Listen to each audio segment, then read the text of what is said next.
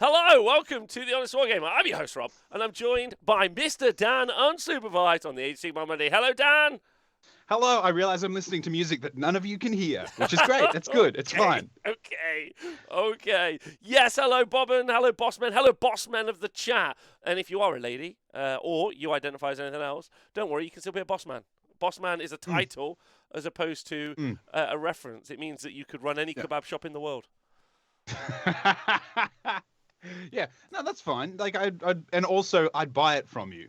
In fact, you'd run any kebab shop, and knowing how you are when you're drunk, you'll buy them. Like, no one's going to pretend they're not. It's like poutine here in Canada. For anyone who's been to Canada, it's twice cooked chips with gravy and cheese curds. Doesn't matter what level you're at, you will always buy them. It's great. Yeah, it's a universal food. Well, today's show, I'm lucky to have Dan on. Nathan's away at a rope tying class, and then James is in Poland.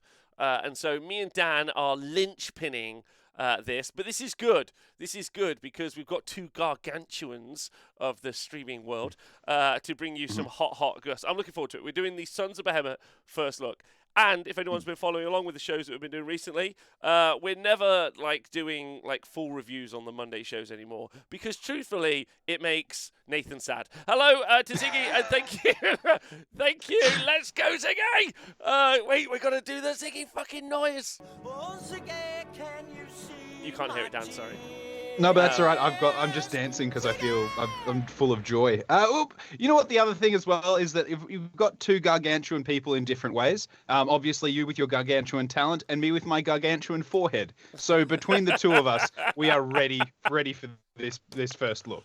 Okay, well, so me and Dan have both been working this weekend, right? Nathan's away. So, because we, the Honest Wargamer, if you might not know, we don't get anything ahead of schedule. So we aren't influencers, Dan. The Honest Wargamer, let us never be accused of influencing anybody. Educating, not influencing. We are not, there we go. Yeah. In brackets, influencers. We report the news. We don't make the news. Unless it's four people taking the same army to a tournament to see how it goes, in which case then we're making the news. Yeah, they're making the news. We are not ever in the sausage. We're only ever eating a big, long sausage. So just remember that, right? This is important. Yeah, it's really important that people think about us in that light only. Yes. So with two new battletome out this weekend, Mega Gargants, which we're going to cover today, and Lumineth Realm Lords, which we are going to talk about next week, we are going to just slow roll this, some deep and analysis. But that's not today's show. Today's show is just having some fun, talking about some memes. And if you are joining us on the Twitch chat, if you listen to this as a podcast, stay hydrated. If you watch this back on YouTube, obviously like and subscribe. If you don't, I hate you. But if you are in the Twitch chat, this is where you get to use your powers for good. Because every Monday now, the Twitch chat can tell us the stuff that they've been thinking, Dan. There are new hosts for the Monday show. Oh, dear. Yeah? Okay, but not the Twitch chat, not the YouTube thugs, right? No, fuck them, right? Good. And the silent majority, the swing vote that is the podcast brethren, can do as they wish, basically. Thank everyone thanks everyone for resubscribing. So we're going to go through the Gargants book. You guys are going to tell us some nonsense about it. We're gonna talk about it, have some fun, right? That's the plan. Yeah. Consider that there'll be a deep dive. There'll be a deep dive later on. Yeah. We'll look at numbers. We'll be like, the tactical spread of the to hit is actually a problem. You see. Yeah. And I've been making that video right now. I've listened to it, Dan. My script, 40 pages long. This is for the Zinch book. And do you know how it sounds? How does it sound? Boring. Yeah. Much like the experience of playing against a Zinch player as well. They're always I would love to do, what we should do a tier list of is players per army. Not the army itself, but it's like the person who plays Zinch is the person who told themselves, yeah, I'm going to be really interesting and it's going to be really crazy and creative and all this stuff. And then when they get on the table, they're like, okay, so here's my 86-page hero phase. And then after that, and you're just like, it's like listening to fucking ASMR, except you roll dice. That's a Zinch player. No, it's not. There's loads of cool things. You get to make the horror noise every time one blows up. Right, so chat very quickly, as before we get into the news, I will need you to set up your best TLDR of your first impression of the Gargants book. But before we do any of that, we've got to do the news and cues section. Dan, how have you been? Tell us what you've been up to. Uh, I'm good, and I think this might actually build into the news. I've been good in a lot of different ways. I've been painting up. I know it's not appropriate for this show, but I've been painting up space dwarfs. Let me see if I got a little fella here that I can show you. Oh, yeah, there he is. The Leagues of Votanage. Yeah, that's him there. Look at him. Yeah, his little business going. Oh, there. yeah. So I decided to go with like a kind of 80s retro synthwave kind of look because there's a story about this, the Votan are these big supercomputer brains that they worship. And there's one about the Mad Core, which got really sad and went like really down. So I decided to call mine the Rad Core. And it's basically just an 80s inspired one that only plays rock music, makes out with Swarm Lords and punches Celestine. So that's my 40k kind of situation. Oh, look at that! Oh, look at him! It's on there. I like that you painted it to match the new Honest Wargamer overlays. Like intentional. Yeah, that was my plan. I looked at the overlays and I was like, So the main steps to painting this is slap chop the ever living shit out of it and then over highlight, and that's how you get an easy, effortless Neon Dream synthwave kind of vibe. Is an over highlight the same as an underpaint? Yes. You basically, you know how in the OG slap chop video, which Rob, how many views does that video have? Well, that's a great question, Dan. Thanks for the lead in. Really appreciate it. More at 5. It will have more views at 5. Today is a special day. It's my first ever video that I've ever made that's reached 300,000 views. So, to be honest, I don't know how many the Sanesh Battletome review that we did for Age of Sigmar 2 got, because I never went back to check. But like, you just dropped it and you were like, step away from the Battletome review. It's not on YouTube, is it? We uploaded it somewhere else. So like, I never went back to check to see how it did. But I think that this is the first video that we've ever made that's had 300,000 views. So pretty happy about that. So I think we've revolutionized the painting meta in a single year. So well done us. Well done the Oswego crew. Well done you, Dan, because you slap chopped some of this, right? I did like the entire base. It's just slap chop and then an insane highlight over like you just highlight everything is the answer. But this is going to sound weird. I need to slap chop now. Some of you might remember I broke my little finger, and that's as far as the ligament is healed into some scar tissue, so it doesn't bend. So to paint, I have to use this strap and strap it quite painfully so that it sits all the way tucked in. Otherwise, it stays out and gets in the way. It's actually quite agonizing. So it's very, very painful to paint. So I need to slap chop because I can only paint in short little 30-minute bursts. Otherwise I get like maybe half a base layer done and then I can't do it anymore. So the slap chop has legitimately made me able to paint when a debilitating physical injury that didn't heal right is trying to stop me. So fuck you, finger, and the shortcut that I tried to take through a rapids that ended with me breaking the finger. Oh, I'm sorry. That's sad. Sad times. It'll teach me. Yeah, it will. Stop it. Like, that's it. So, yeah, good work on the dwarf, Dan. Looks fantastic. Yeah, super happy. Is this going to be a full army, or are you just painting for funsies? The worst crime available. At the moment, I'm painting up just a unit of 5 of the Hearthkin, those blokes, and then I'll paint probably a hero, and I want to do one of the dudes on bikes, on trikes, floaty trikes, because they're rad. And then I've got so many things. I'm finishing up my Cities of Sigmar are sitting here. They're getting there. I've also started converting a Mechanicus Gene Stealer army. There's a lot of things. Nice. You're in that phase where it's a lot of stuff happening all at once, right? But I'm love it. Honestly, though, genuinely, not blowing smoke up your ass because you've hit 300k. I love the slap chop because it gets me passionate about painting because you see results so quickly. Yeah. So then I don't feel bad about going down and doing tons of layers of highlights.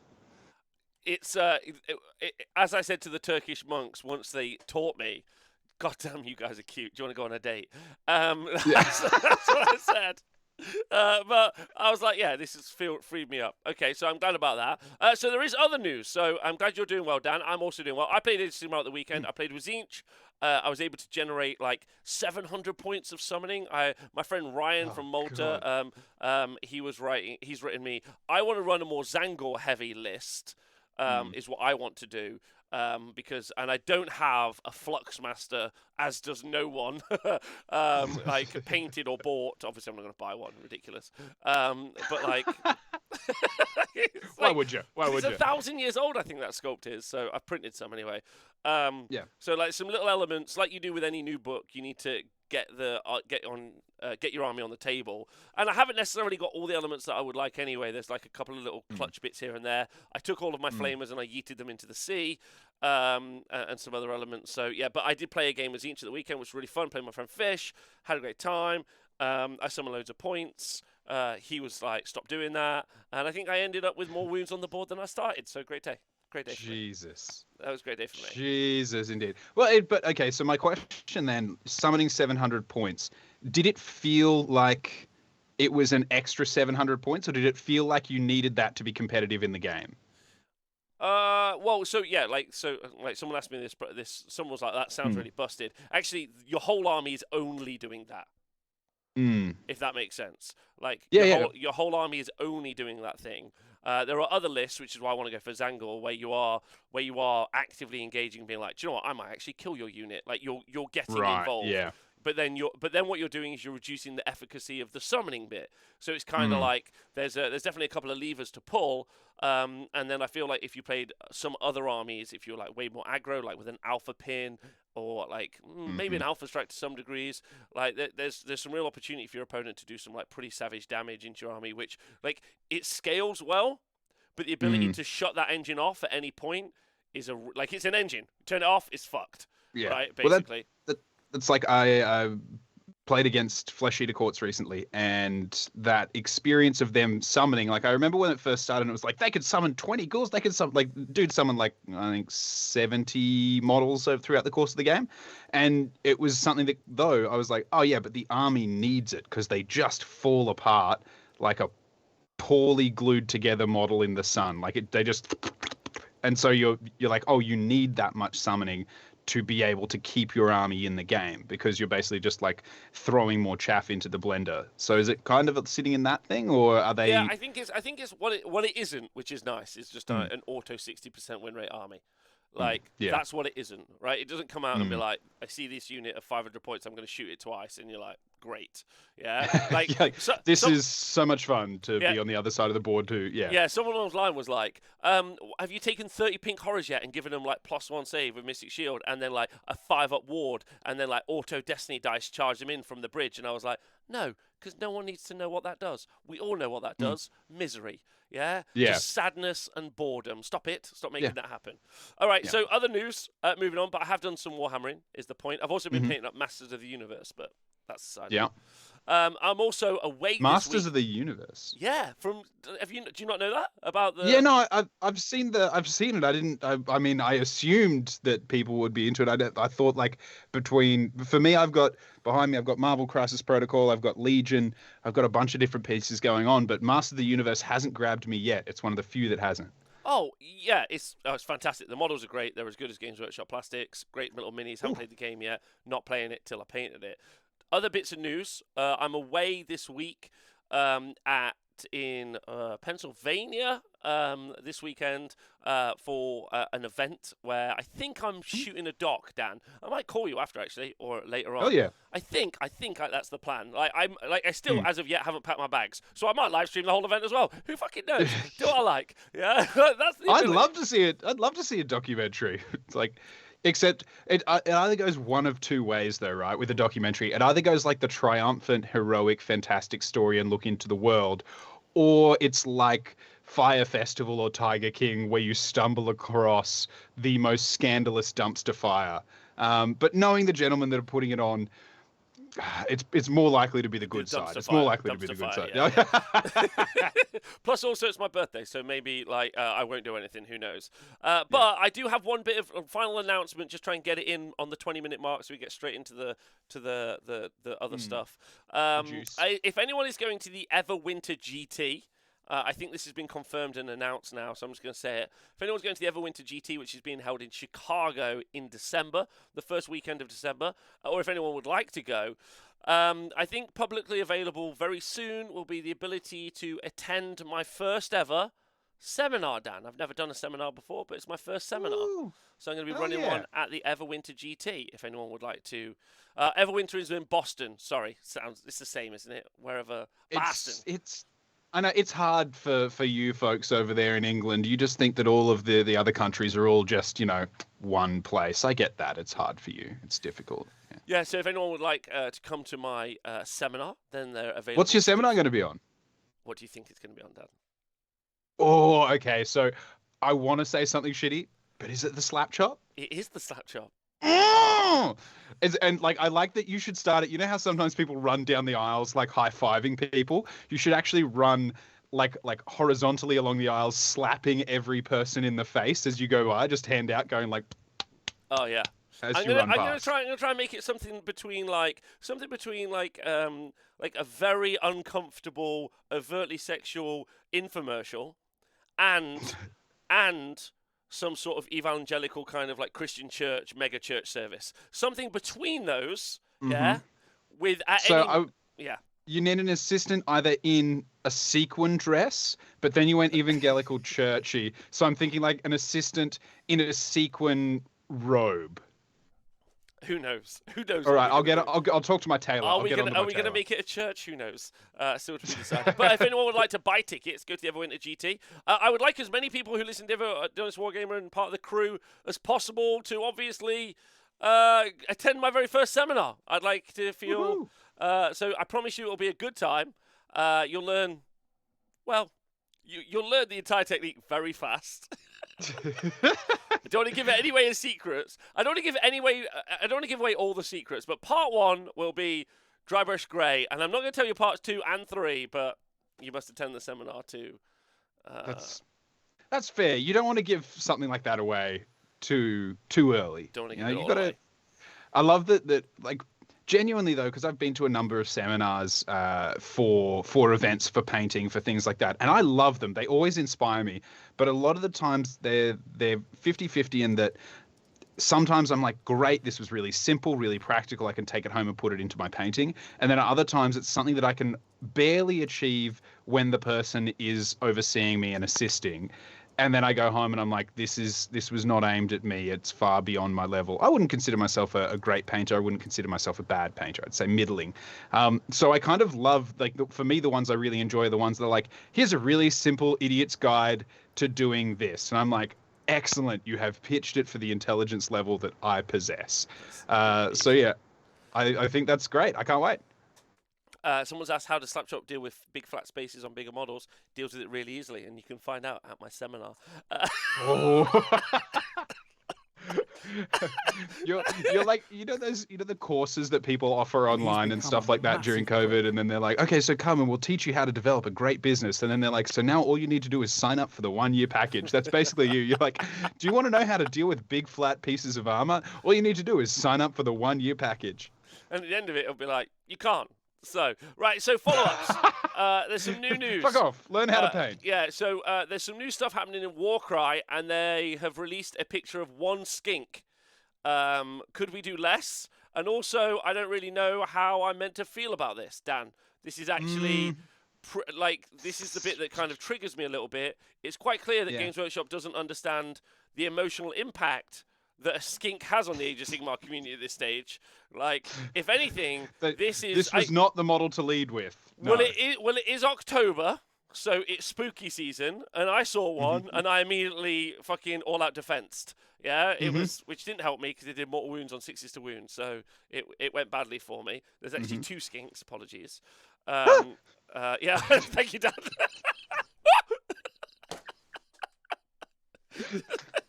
Madness. What did they think 2? One was not going to be enough? Were they like, we really need to hurt people? Yeah, like, can you stop it? So there's 2 skinks here, and there's going to be some camo skinks. I assume the whole Seraphon range is getting an update at some point. We don't know anything. Yeah, please. Yeah, but I need a trigger warning. Yeah, if you could all mark yourself, if you've watched this, mark yourself safe in the comments for safe from but no, but the skinks. thing is, all of us, the only reason we're responding that way is because we've been hurt by them. So none of us can mark ourselves safe from skinks. We need to be like, I'm either a victim of or I perpetrated the war crimes of skinks. Yeah. You're only one of the two. Other news. No one's standing here being like, skinks have never hurt me. And if you say that, you're a liar. If you ever hurt me. I don't know how the rest of that goes. Anyway, right, so then we got the Gnarlwood. Do you want to hold on my blowpipe? It's just not great. It's not great. Move on. Next section. Skinks have never hurt me. That's true. An AOS player can't be hurt by skinks. Only AOS players can be hurt. That's true. Right. Okay. So the next thing, Warhammer Underworlds. There's a great video with Phil Kelly. Absolutely love this guy. Turning it up to fucking 11 every day of his life. Let's go, Phil. And he talked about the kind of new setting and some great new artwork for the Gnarlwood. So some people may be unaware, but Warhammer Underworlds is still a thing. And so apart from the Swedish community, I apologise, everyone in Sweden. And then, as you can see, there's some cool new artwork, and that's really all there is. There's going to be a Dark Oath wizard, which is pretty exciting, to go along with all the other Dark Oath characters, which no one has ever used in the history of time. So because they just run a slave's army under Be'lakor. Yeah, like just all the time, people are like, yes, Dark Oath, yes, I shall. I mean, at one point there was a phase where you could take a Dark Oath chieftain. No, it was War Dark Queen? Oath chieftain and War Queen. I think they were like again, those two rad models, totally badass. That should absolutely you should be able to take them as a little mini blender unit of two and get a Conan the Barbarian vibe going on. And instead, they just show up and they're like, haha, and then you're like, stiff breeze, and they're like, oh no. So it's just they're not going to really do anything. No. So and then lastly, according to Tristan in the chat, so take this with a pinch of salt, we may be getting some information on the old world this week. None of us know if that's true or accurate. And so get ready for either massive disappointment. But Dan, if the old world was to come back, or we know it is coming back, when the old world comes back, will you feel torn? Will you feel? I don't know about you. I've been watching a lot of the Rings of Power. Durin's folk and my folk now. I have tattooed upon my chest a giant picture of Durin. And the back is Durin's wife, so I'm very excited about it. See, mine's just a rock. I just have a rock. I'm just like stone. And I got my dwarvy tattoo right there on my arm as well, so I'm ready for it. So are you tempted to be a jumper off? Are you like, that's it now, an old world bro forever? How are you feeling? It's tricky. I loved Warhammer Fantasy, the world that was, and I loved the stories and I loved the game.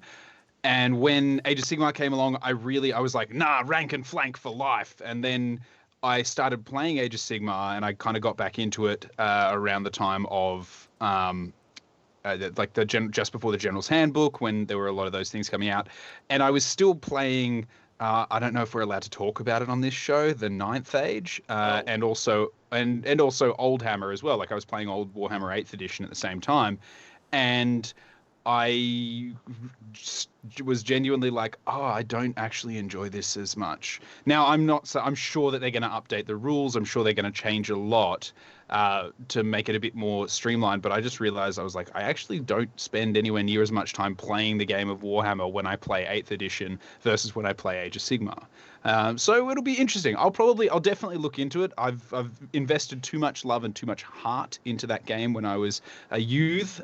So it'll definitely be something I look at, but it might not grab me straight away, and we'll see. Truly, I think a lot of people will be excited for it, and then we'll see. I reckon we'll have an arms race of gameplay between the two.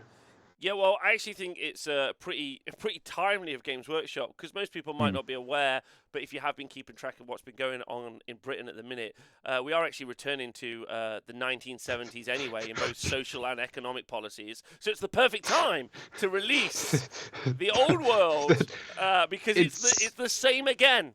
It's the Is it same actually again. because the new king is a fan of the old world and was like, no, that video of him where he's like trying to, we all thought it was him saying, no, get the stapler off my desk. He was saying like, no, I want to go backwards. Previous editions, previous editions. This is all I wish. Yes, yes.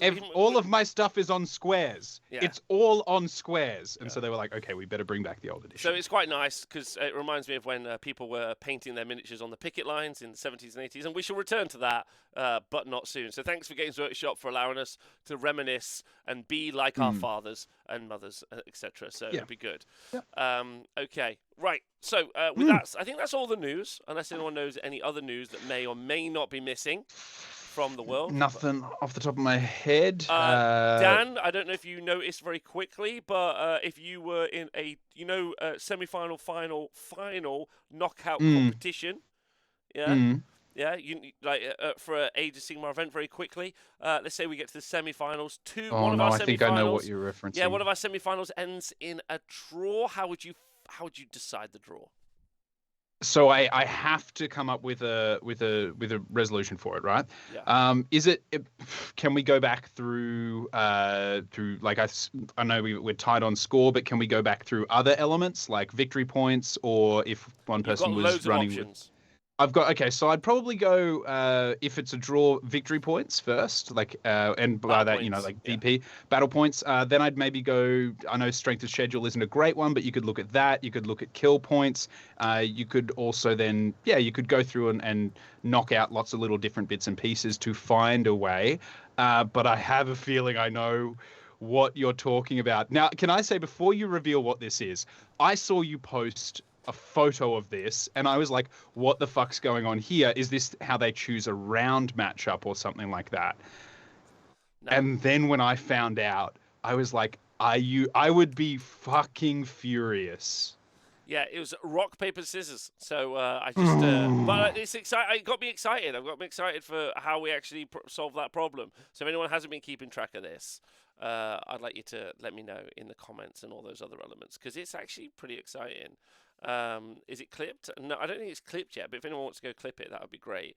Oh my god! Yeah. It was like genuinely, I was like, that's how that was decided. Like I don't understand how the players agreed to it, and I know that in the moment sometimes it's like, oh, we should do this. Oh yeah, blah blah blah, like this, blah blah. I would have been like, no, let's not do that. Like what? That's effectively like, oh yeah, it invalidates an entire game of Warhammer, of competitive play Warhammer, where you've been really tactical and the random element is dice, and then it goes, what? Like, why didn't you just fucking start with that if that's how it was going to end?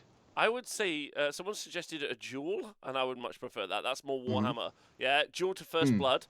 Yeah, like, or at least some sort, or at least 1990s style gladiator foam bats upon a pugil dome thing.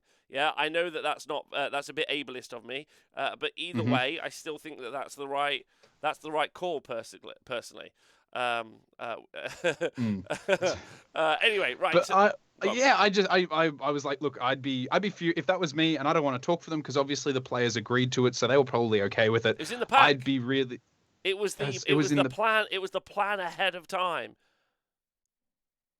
So what I need to ask then, how many people do you think saw that, like in the planning phase when they were sending it out, and went, in the event of a draw, this is what we do? You know, like when you see a politician give a really bad speech or like shit like that happen, and you're like, how many people read this before you said it? How many people saw that pack and went, yeah, no one else in the world decides ties like this at a competitive level at a top tier in the second final round. No one else in the world does it. So either they're all wrong and we're the only people smart enough to think that rock, paper, scissors is the answer, or maybe we're not right.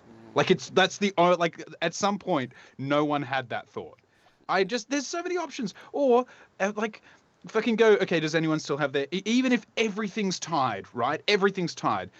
I would then go, okay, does either of you still have your warlord left alive? And I'd be like, okay, cool, you've still got your warlord left alive. So I'm going to give it to you because arguably you kept your commander. Like, I'm saying, like, if battle points is tied, if strength of schedule, if every single element is locked up and tied, there are gameplay elements you can look to find that answer, as opposed to being like, You want to do the thing that we usually do to decide who gets to take the first piss at the pub? I just anyway. You should at least roll a dice, right? Like Pershing said that the World Cup has a coin cost, but isn't it like extra time, penalties? Don't they just do penalties until the end of the earth? Yeah. Like, isn't that? I think that's how it must work, right? Yeah, but that's if they've then they've gone extra time, they've gone a shootout, and nothing has happened.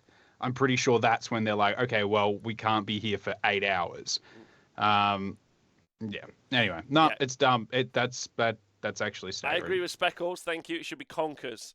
Conkers. Do you have Conkers, Dan? Did you have Conkers? We never had Conkers, but there was a toy that was popular when I was a kid called Battle Conkers, which were these plastic pretend conkers with little chips in them, and you hit each other and it knocked the chips out. And once you'd knocked all 4 of someone's chips out, you won. They should have just played a round of like Total War Warhammer at the end of it. Just immediately put them into something they're very uncomfortable with. Yeah. Yeah. Right. Hello, chat.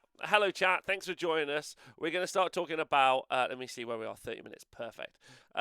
We are going to start talking about the Sons of Behemat battletome. Okay, so some quick, quality of life stuff. It's the first time that you've listened to a first look from us. The Twitch chat are going to be helping us out loads here. And also, we're not going to get everything right now, because that would be insane to think we could after 2 days, especially as I haven't spent 2 days reading it. I spent today reading it a bit, kind of. And in fact, not most of it. So this is mainly going to be like a react. Yeah, so just chill your beans. Yeah, unless you're in calm the chat. your farm. Yeah, in which case, get really hot up. But before we get into anything, how did this army used to play? Well, Uncle Gem, thank you for subscribing. Appreciate you. And also Speckles and Crypt Viewer and O-Reaper. Love to everyone. How did it used to play? Well, you used to take 4 or 3 big fellas with some little fellas, or an Incarnate, or a Kragnos. And then you would stand on an objective, and basically you would fight people. Wait for everything to come to you. You'd stand there and be like, this is mine. You have to kill me to get it. And then when they tried to kill you, you tried to not die. That was...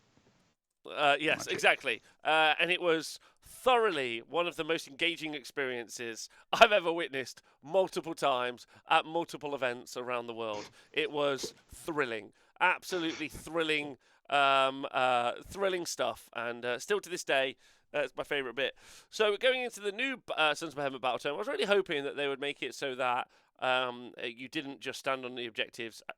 Arguably, some people quite famously tweeted that they didn't even stand on objectives and then wondered how they lost. But that's a meme that will only ever live in our hearts. Real ones know what I'm talking about, pour one out. Pour one out, right? I think the thing that I'm genuinely quite glad, because the thing that was super disappointing was the idea that I was like, oh yeah, they're going to run forward and smash up everything. It's going to be great. And then in game, it was like one movement phase, and then they would like, yeah.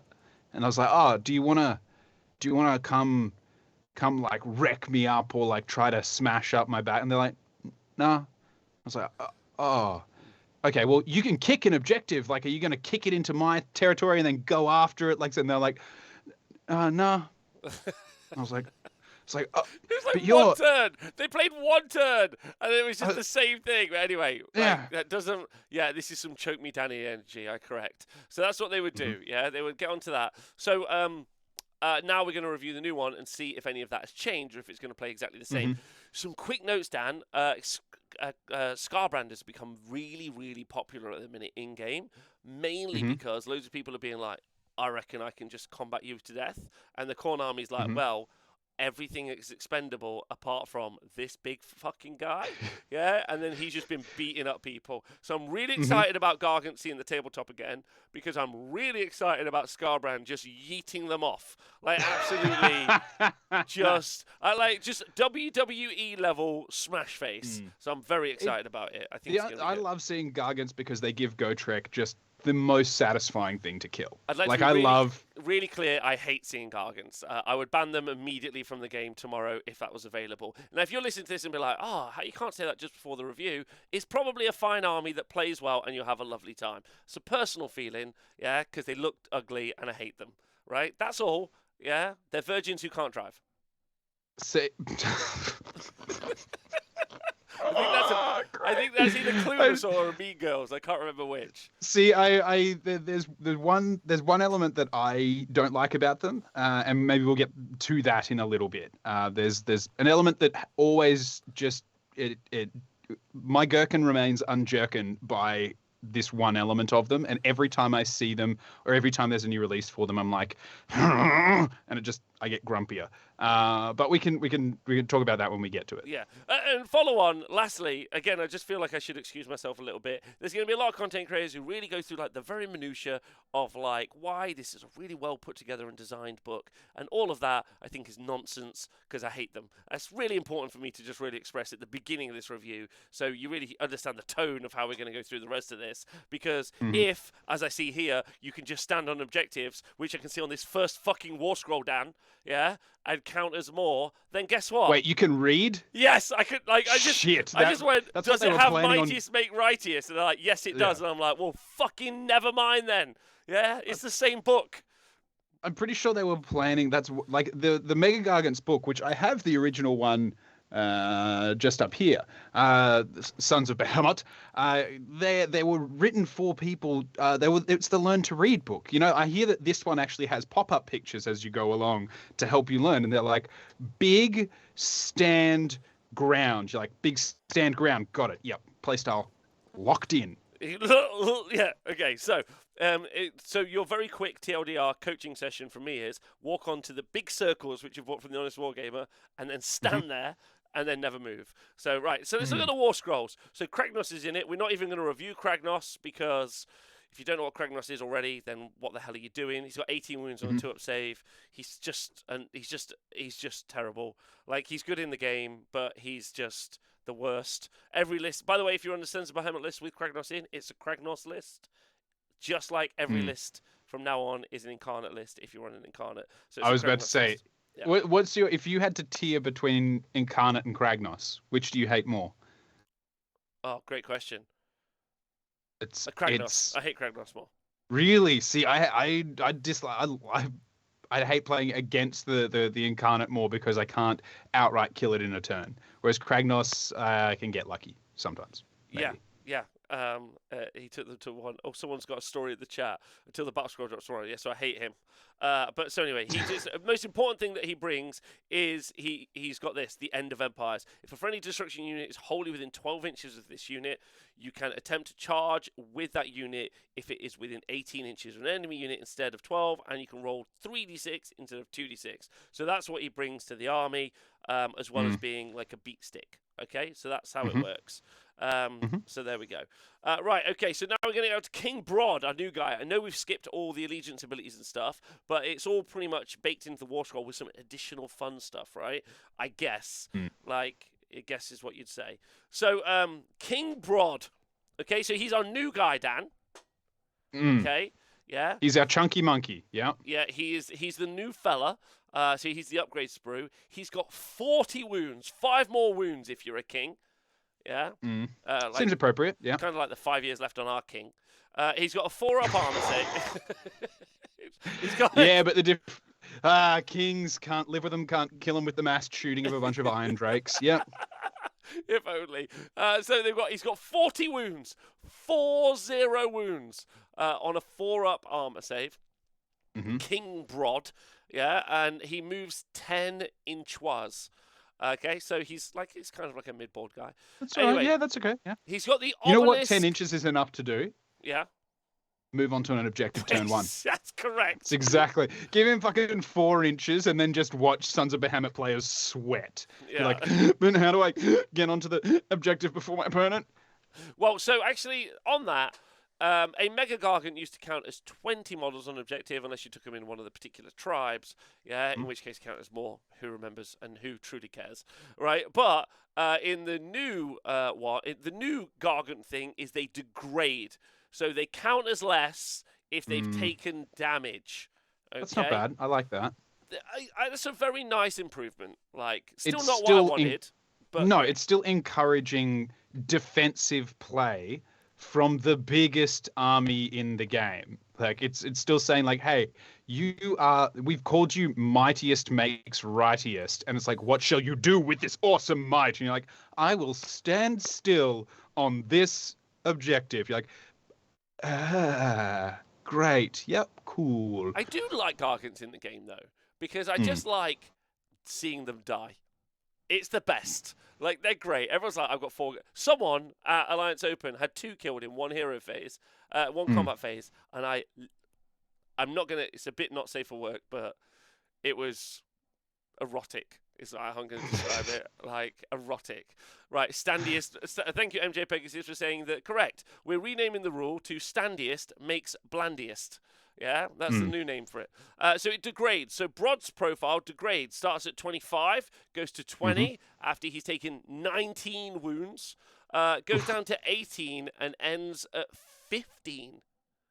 Okay. Jesus, it's still a lot though. Like the degrading is good, but it's still a lot.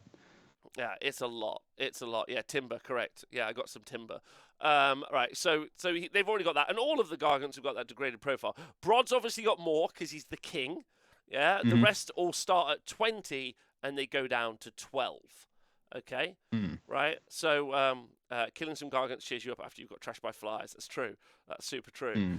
So in combat, he's got the obelisk of something I can't read because it's too blurry, and he's got 4 attacks with this obelisk, which hit on 3s, win on 3s, and a rend 2, and a damage 3.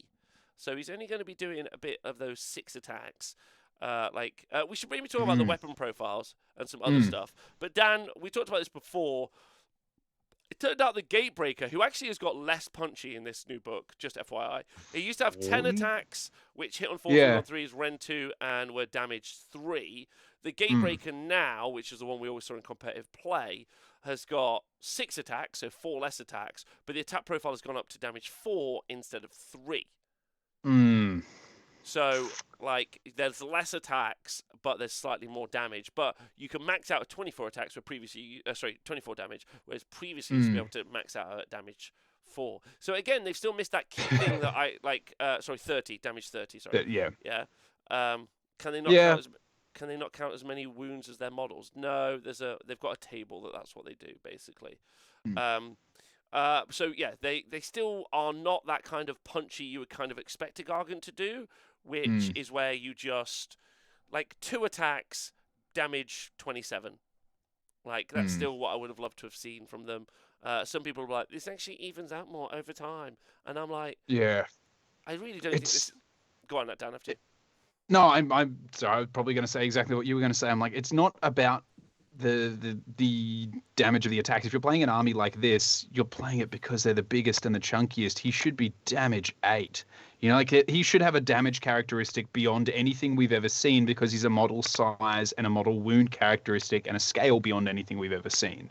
Right? Like you've got, he should be.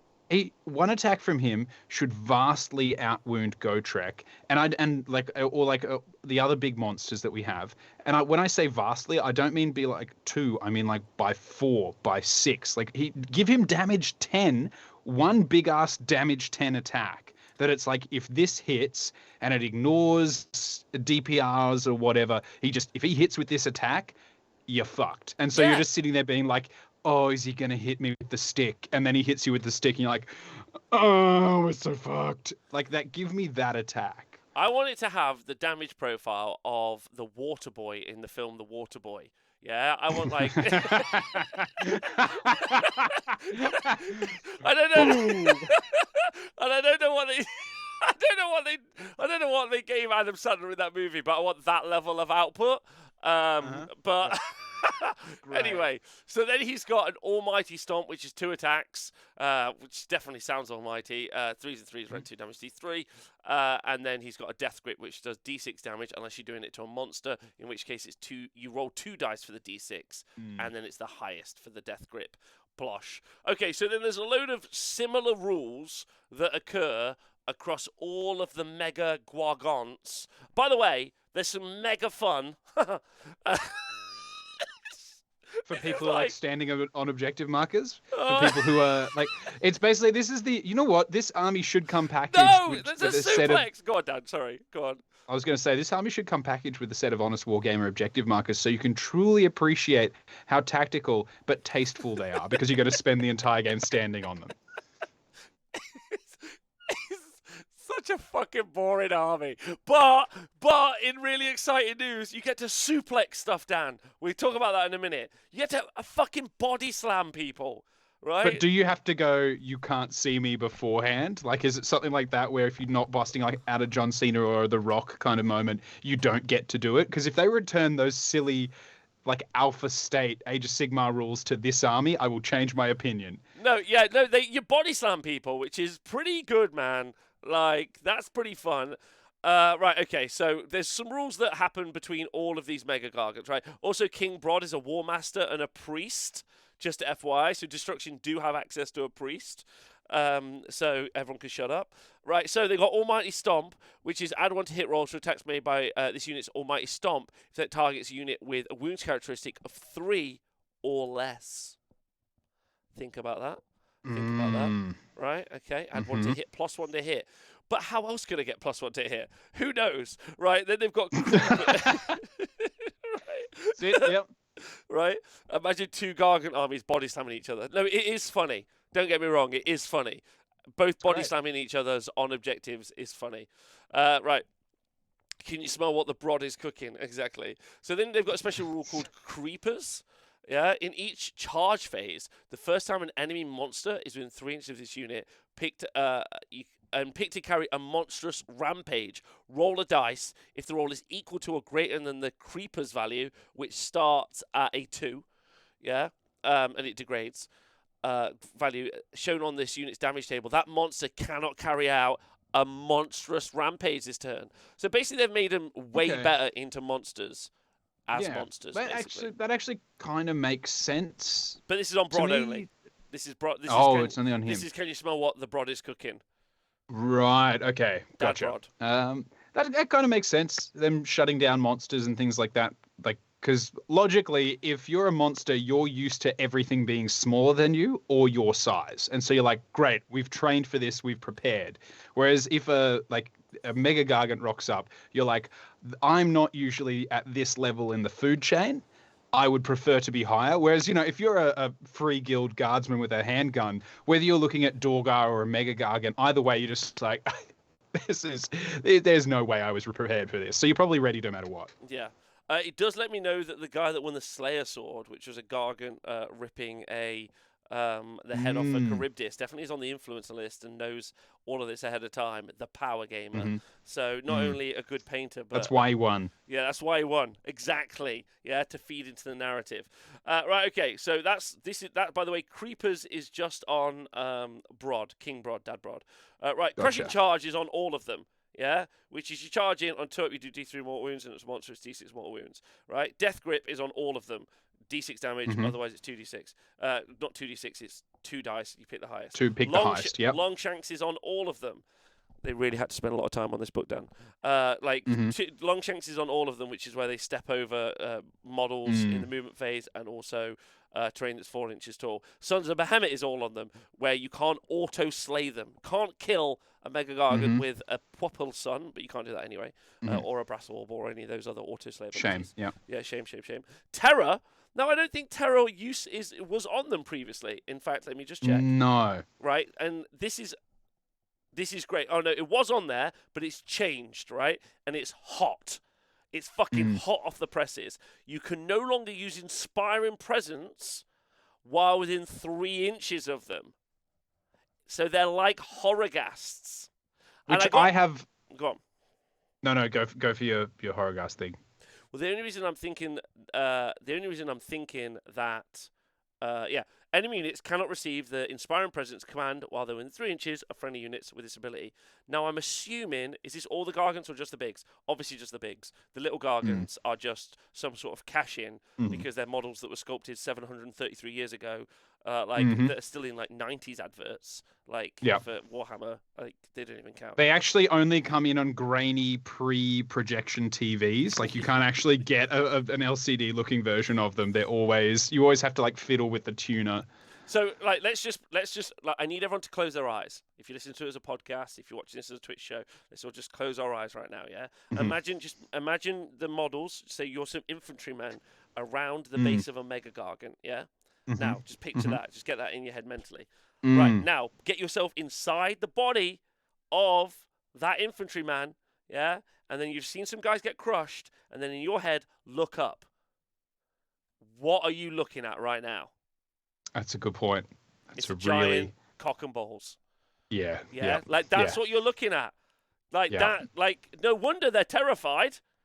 Yep. Right? We took ourselves. Yeah. For those of you who like Real Polygeek, if you are driving, please pull over before performing this next element of it. Like don't. We probably should have had a little warning there. I get it and I love it, but I have a small problem with it. Oh, I've got none. It's great. It's my same problem with, for those who are familiar with 40k, like Night Lords in 40k. When they're like, oh, they're so scary. And you're like, why are they so scary? And it's like, because they're scary and they skin people alive and they do all of this. And if you were a guardsman, you're like, yeah, but are they more scary than like faceless tyrannids that will possibly digest me alive? And you're like, well, no, they will kill you. And you're like, oh, okay, right. Are they more scary than Necrons where if I even get a glancing hit from this, I'm going to melt in agony? And they're like, well, no, but skin. And you're like, okay, well, so Night Lords aren't really that scary. Like, right, in a galaxy of horrors, Night Lords aren't scary. In a Age of Sigmar world where I've got fucking 3-headed Dorgars, I've like even little stuff like Nurglings that could crawl inside me and wear me like a human puppet suit. Like there's so much terror that I feel like at that point I'd be like, yeah, I guess he's so fucking big, like he's not a world-ending horror. It's not like Archaon who rocks up and he's like, I've already killed one world, and you're like, holy shit. Or you've got literal gods like Nagash walking around being like, I will take your soul, and yet we're really scared of big humanoids. You're looking directly at his gooch. There's no way that's not terrifying. It's not the size, it's the angle. Like, it's is the that angle. what you're saying? Like, it's the angle. Gotcha, That's what I'm saying. Yeah. Like angle goes badly for all people. Wrestlers especially. They're just looking up and being like, it's so veiny. Like it's right, just. Let's not go into intense description. Right. So you do mortal wounds on your charge. Yeah. You can death grip someone. You've got the ability to step over people. You can't be auto-killed. You now have you can't take Inspiring Presence, which is actually really good for them, Dan. Tactically, it's awesome. Yeah. They've had like a big shift up because of that terror rule. Like, that's massive, in my opinion. Like, genuinely very good for Brod and the boys. And then, that's what they call it now. And then they've got the timber rule, so if you kill one, then you both roll off to see where they timber, and you shout timber, I guess, a lot. Timber. You actually know you have to start with Kesha's It's Going Down, I'm Yelling Timber. You don't just you can't you actually lose if you don't start with It's Going Down, I'm Yelling Timber. Like you've got to commit. You can't not commit. Yeah, I think so. Do you think personal question and question to the Twitch chat, should we shout timber like people shout war? Like it should be like an announcement of everyone that goes down. Yeah. But then how quickly does that become as annoying at a tournament of several hundred people? There is an overwhelming answer of no in the chat. Chat, you're such a bunch of cowards, right? Like, I'm going down. Yeah, okay. Or you can shout, I'm going down. One of those, exactly. Yeah? That's what you do. That's good. Right, okay, so then they've got... okay, so that's all of the rules that you fight. Those are the generic rules. So again... Mortal wounds when they charge. Step over stuff. They can death grip you, but it's not really that much of a death grip. Like, it's just D6 damage.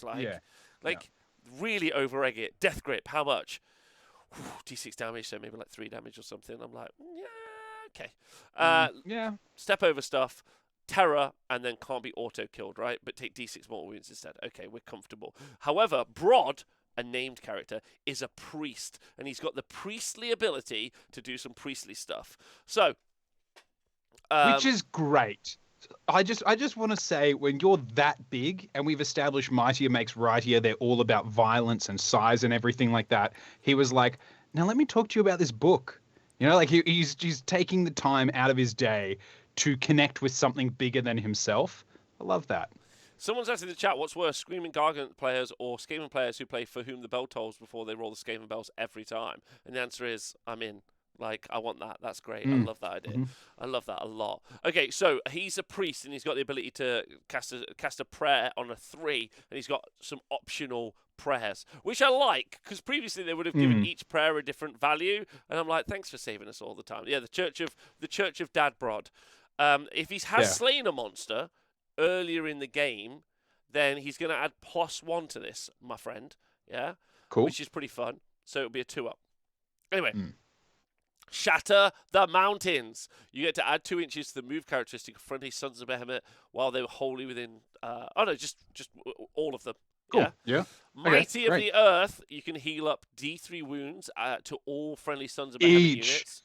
Yeah. Which is, admittedly, that's only like 2-3 units. So that's actually not as. I was like, holy fuck, but it's like, nah, it's not huge. D3 is pretty good though. It's like good. D3, No, don't get me wrong. It's good. Yeah. D3 heroic recovery. This means like Brod could be healing like 3d3 in 1 battle round. 2 heroic recoveries. He's bravery 9, so you're likely to get it. So this motherfucker could be healing basically average. We go maths is 6 a battle round. So 30 wounds he can heal back over the course of a battle, which isn't bad. I'm just going to say that. And then pummel all to dust, improve the rend characteristic of the following melee weapons. Basically, all the big weapons. So, like, the Gatebreaker big weapon, the War Stomper big weapon, and all that other stuff. So, overall, Dan, Twitch chat, now's your opportunity to tell me, how do you feel about this latest Gargant? How do you feel that have they given him, like, a really solid identity? What do you think? Do you feel the kingliness from Brod?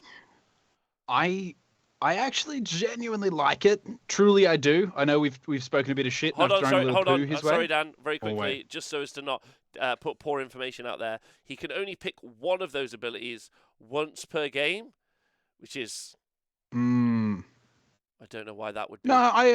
No, see, I like that. I know that doesn't sound exactly fantastic, but I kind of like when you have to select and like you eliminate abilities by selecting them. I don't know if anyone's played Star Wars Legion, but at the start of each turn you choose like a command to apply to your army, and you can only use them once per game. And so it becomes a really fun like competition between you and your opponent deciding when you use abilities. So I actually like limited use abilities, like once per game, or like you need to rotate different ones. I really like it. Unless you're playing someone who plays Yoda as their leader, because Yoda's a piece of shit. But different story, different game. It's fine. I'm not scarred. You're scarred. We're all broken. But I like King Brod. I like this War Scroll. I think he's really satisfying. The only thing is, I wish his big hit was like damage 8 or damage 10. It might be damage 5. It's a rubbish picture. Honestly, that's fine. It should have been 8. It should have been 18. That's what I mean. Like I'm saying, it's fine whether it's 5 or whether it's 3. It should have been 8. It should have been 10. And he should have had a rule that when you're hit with that, no like DPR or ward saves can be taken. Like that's what that attack should have been. It's like you get out of the way, like either it hits you and you're fucked, or you get out of the way and you don't get hit at all. They're the only 2 options. Yeah, I'm triggered. That's all. However, I like the War Scroll. I like the design. I actually like the changes. The only thing, like to Terra, as much as I think it's a little bit silly, the only thing I don't like is that it still feels like it's a defensive play. Where here is he aggressive? Like crushing charge, maybe creepers lets him go after monsters. He stands on objectives better now, right? Because of the Terror special rule. Like if you put in a block of like whatever boys, yeah, let's pick 20's angle. Although 20's angle 20's angle might be able to lift him off in a turn. If I'm honest, yeah. What is the damage? 4-up save. He can't 4-up save, no DPR, and he can't be given an artifact. So that's actually he's 60 wounds with. 80 wounds with no rend takes him off, right? Yeah, so 20's angle can kill him in a turn. Yeah. So that'll be fun. I'm going to fucking take him off with 1 turn with Iron Drakes. The shortest boys, not even up to his toes, are just going to be like, He'll be like, it'll be great. He'll have his platoon moment as he falls down. It'll be good. Yeah, like he's fine. It's a great model. Like it's a great model, and like I'm sure we'll see lots of him and like whatever. But the terror rule makes him really good, like very very good. But it's an issue. The no inspiring presence is genuinely an issue in a way we're dealing with him because there were very few units that could yeet themselves in and then like nuke him in a turn. And then now those people are going to suffer some major attrition tests, which is going to be really interesting. And I think that singular rule might make this army even stronger than it was previously. Like, I genuinely think that is a big tick up, the terror rule. Like, it's going to be a nightmare for some people. Like, you know, because some armies only can really build those, build into that. Anyway. So next up, we got the new guy, the Beast Smasher. So all of the other Gargants are 35 wounds. Yeah, 35 wounds on a 4-up save. Okay, so they've got all the same stuff, Dan, basically. Mortal wounds, crushing charge, mortal wounds when you charge. Death grip, not really a death grip. Longshanks move over stuff, so can't be auto-slain, and then terror and timber. But the special rule for the Beast Smasher, is the Beast Breaking Strike. When this unit fights, if it's within 3 inches of an enemy monster, so they're very angry against monsters, you can say that this will unleash a breast breaking strike, a beast breaking strike. It's a breast breaking strike. Yeah, breast, he what he does is he punches you in the tit. You know, like kids that used to bully you in high school. Maybe this is just it's me. A purple just me. Nurple. He runs in and he just goes like titty punch, bam, and you're like, he doesn't actually hurt you. He just makes you wince, and you're like, that's the Beast Smasher. He smashes the beast. So this is basically you can forgo all your attacks, which are 3 attacks, 3s and 2s, rend 3, maybe damage 5 or something.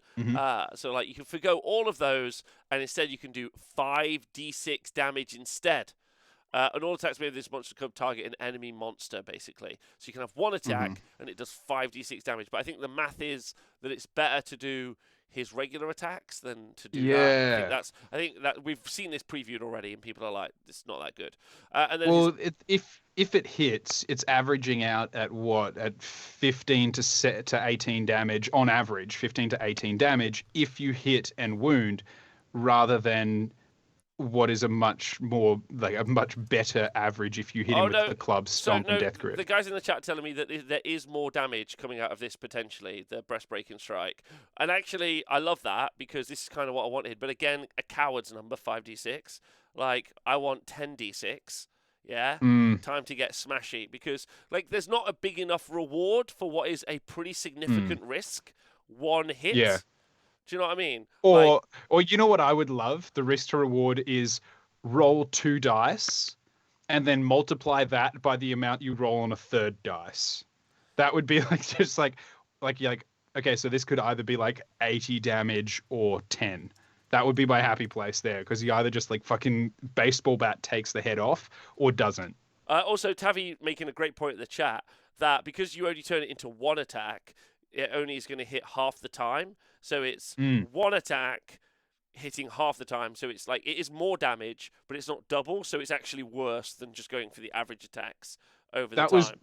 That was my logic behind it, is I'm like, but take the damage away. You still need to hit wound and they need to fail a save. Yeah. Like So 10d6, we all agree. 10d6. 10d6. I can't, like, what was it? Standiest makes blandiest. We need to get rid of that rule. Officially named Standiest makes blandiest. Like, the name is now, like, not mightier makes rightier. Right, so Behemoth Brawler is his other special rule. At the end of the charge phase, if a unit is within 3 inches of any enemy monsters, you can carry out 2 monstrous rampages with this unit instead of 1. And if you do so, each monstrous rampage carried out with this unit must be different, and each must target a monster. Dan, this is where we get to talk about the amazing monstrous rampages.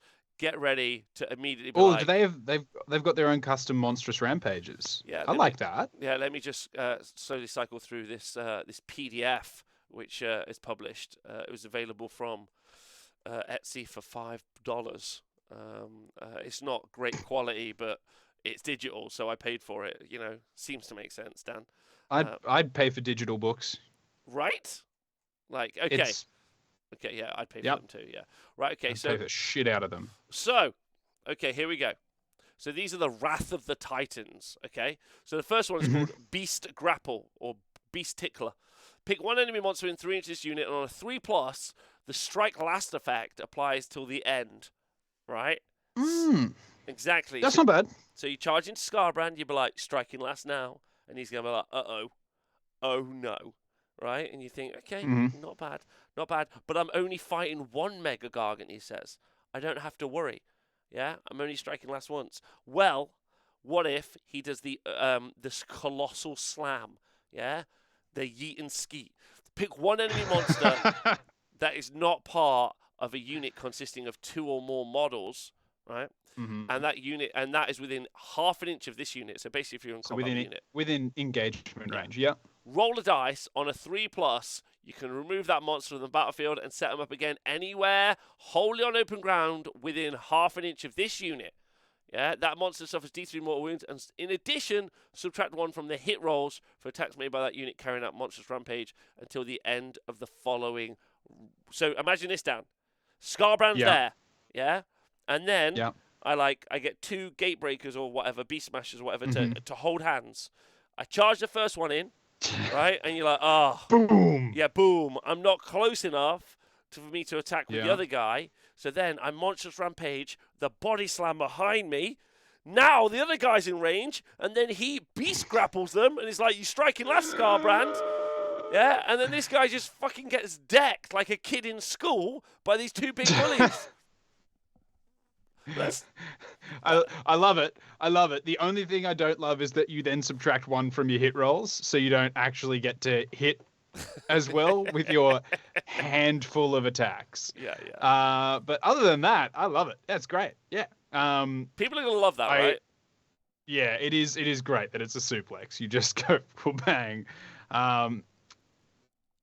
I think that's great. That's great. But that means that they suplex each other.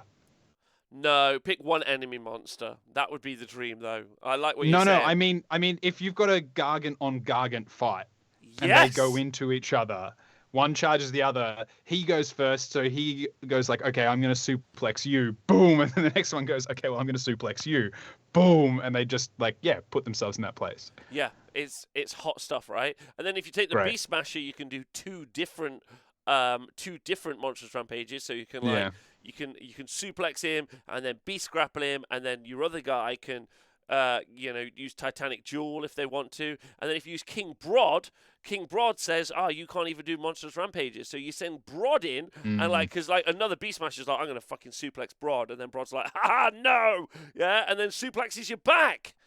That's great. It's going to be the all Gargant tournaments, which is the only place they should be allowed to play, are going to have the best time. It sounds fun. It does.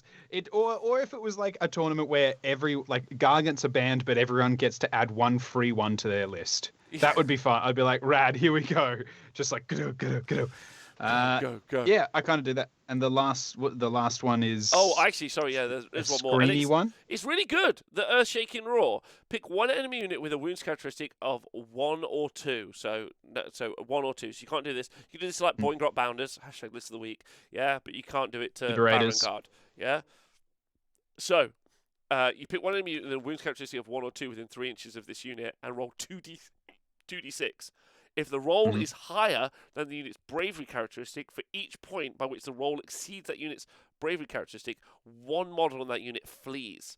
The unit's commanding player decides which one and doesn't count for battle shock. Right? No, wait, it's the effect of this monster. It's not considered to be a battle shock test, but those models would still count as being destroyed for your battle shock. Yeah, no, they don't count as your battle shock. Those the models that run away, because you've basically made them run away. Yeah, so you've made them run away, and so they won't count, which is good. And then this is obviously like super bad into like low bravery armies, basically. But your average of 2d6 is always 7 anyway, so most of the time you won't Yeah. spike particularly high. But it is quite a fun little idea. I do love that idea that you run in and you roll like a 12 and then like just 5 blokes run away and you're like, yes. Yeah, especially when they're 2 wound models. Like 2 wound models, this would be devastating on. The effect of this monstrous rampage is not considered to be a battle shock test. Oh, it's not considered to be a battle shock test. Yeah, that's what I mean. It's not a battle shock test, but those models are gone. So when you take your battle shock test, they are more models that then cause more to flee because you can't inspiring presence them. Yeah. Bro, like how cool would this be? You get like oh no, you can't do that. You can't do that. But like you send 2 monsters in and then you fucking suplex one. You made 5 blokes run from another one and then you just stab them a bit and they all just run away. Oh mon.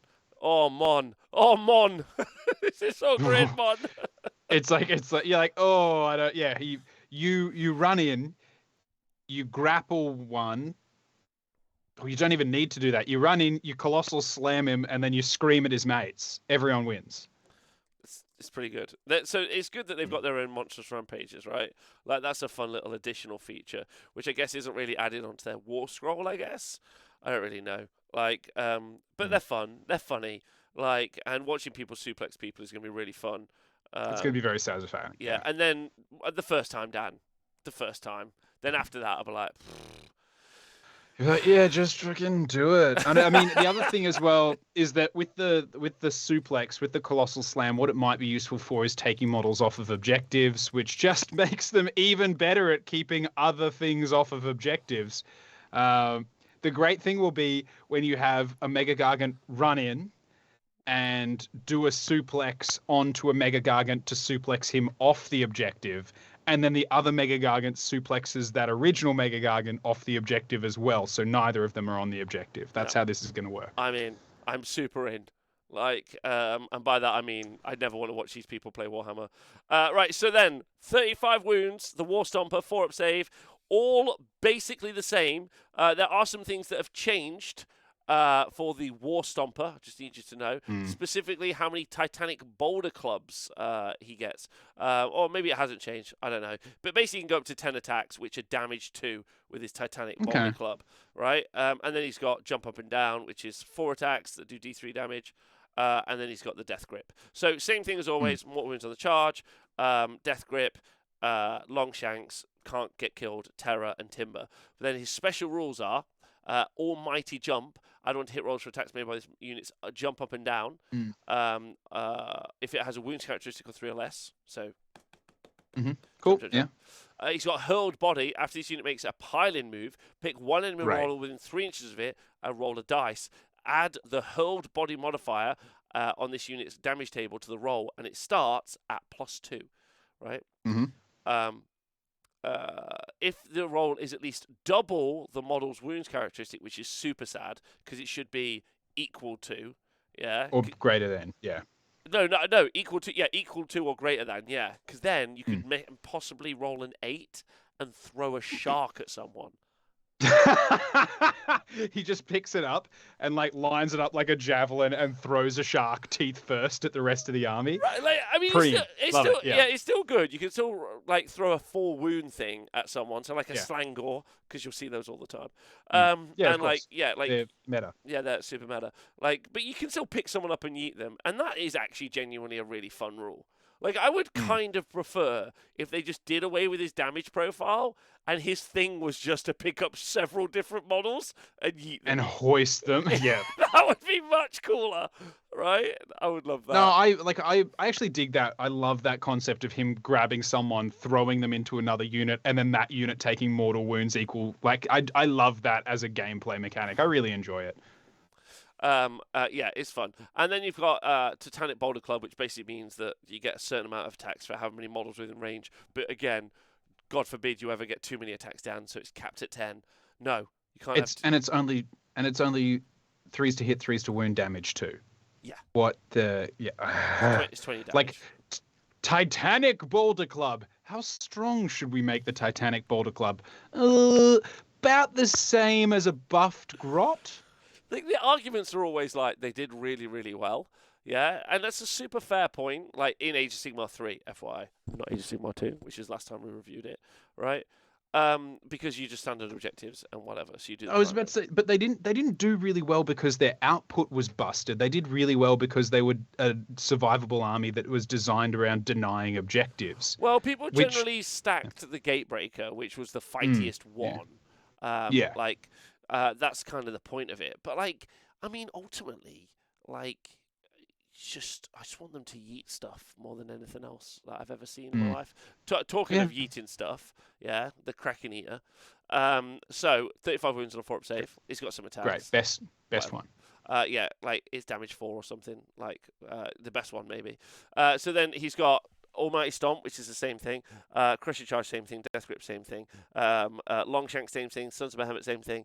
And then Terror and Timber, the same thing. But the special rules, are the Kraken Eater. Give them to me.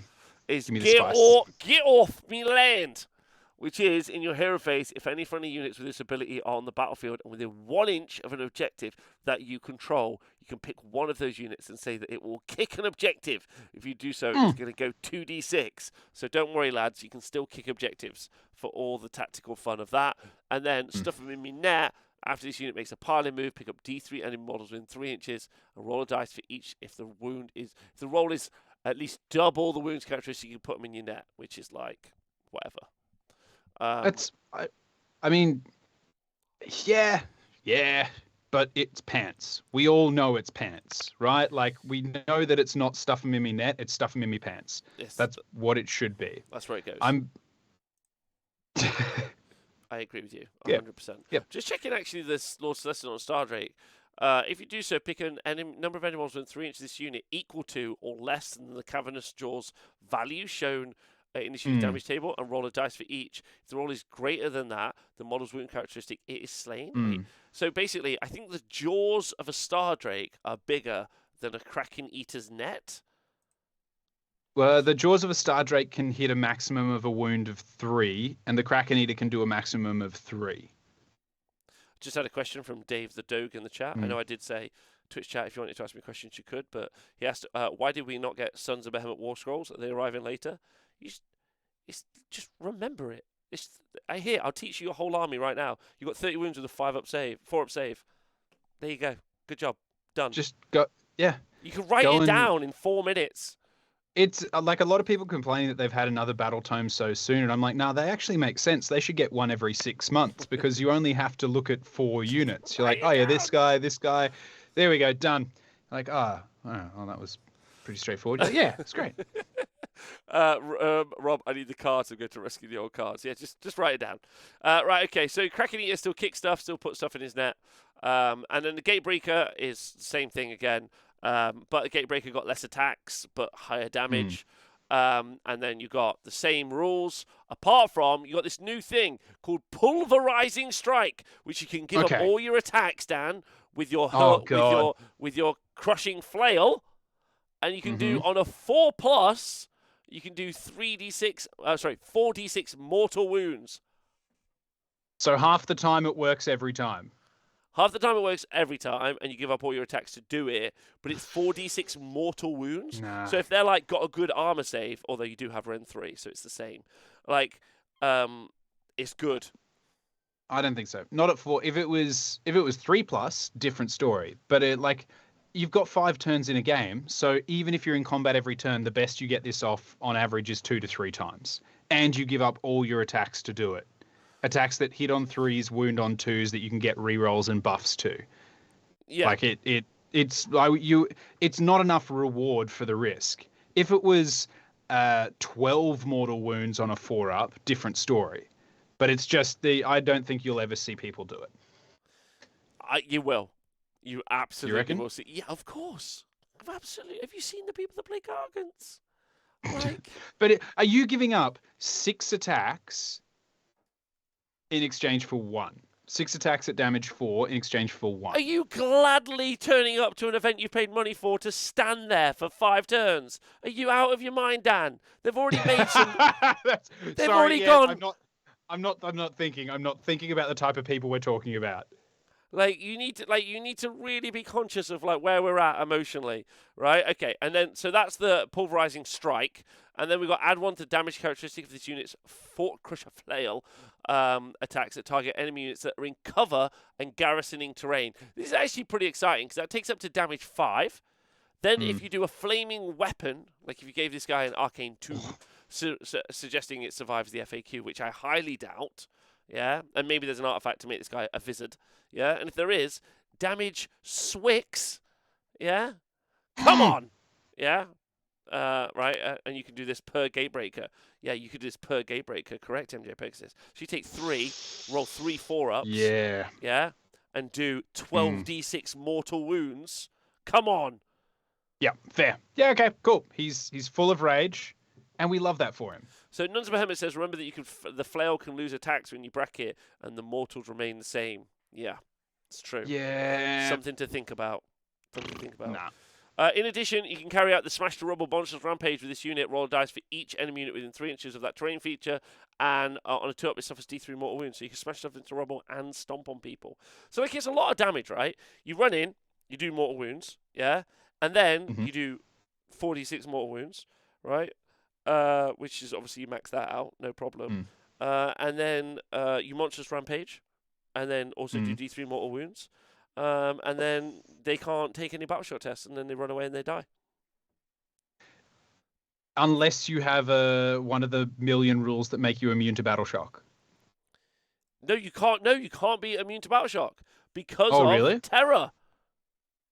But no, but that's just inspiring presence. I mean, like, what about Mortisans and stuff like that, like Ossiarch Burn Reapers, who just like. I'm just saying there are.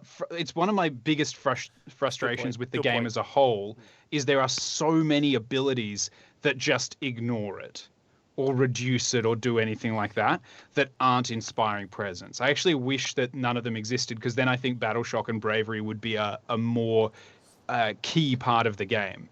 But at the moment, so many armies are just like, you just ignore it. And you're like, but, okay, cool.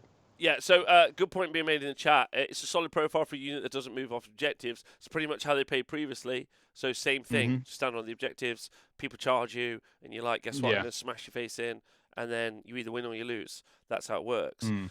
So next up, Man Crusher Mob. So this is when you have more than one Man Crusher. A collective group of Man Crushers is a mob.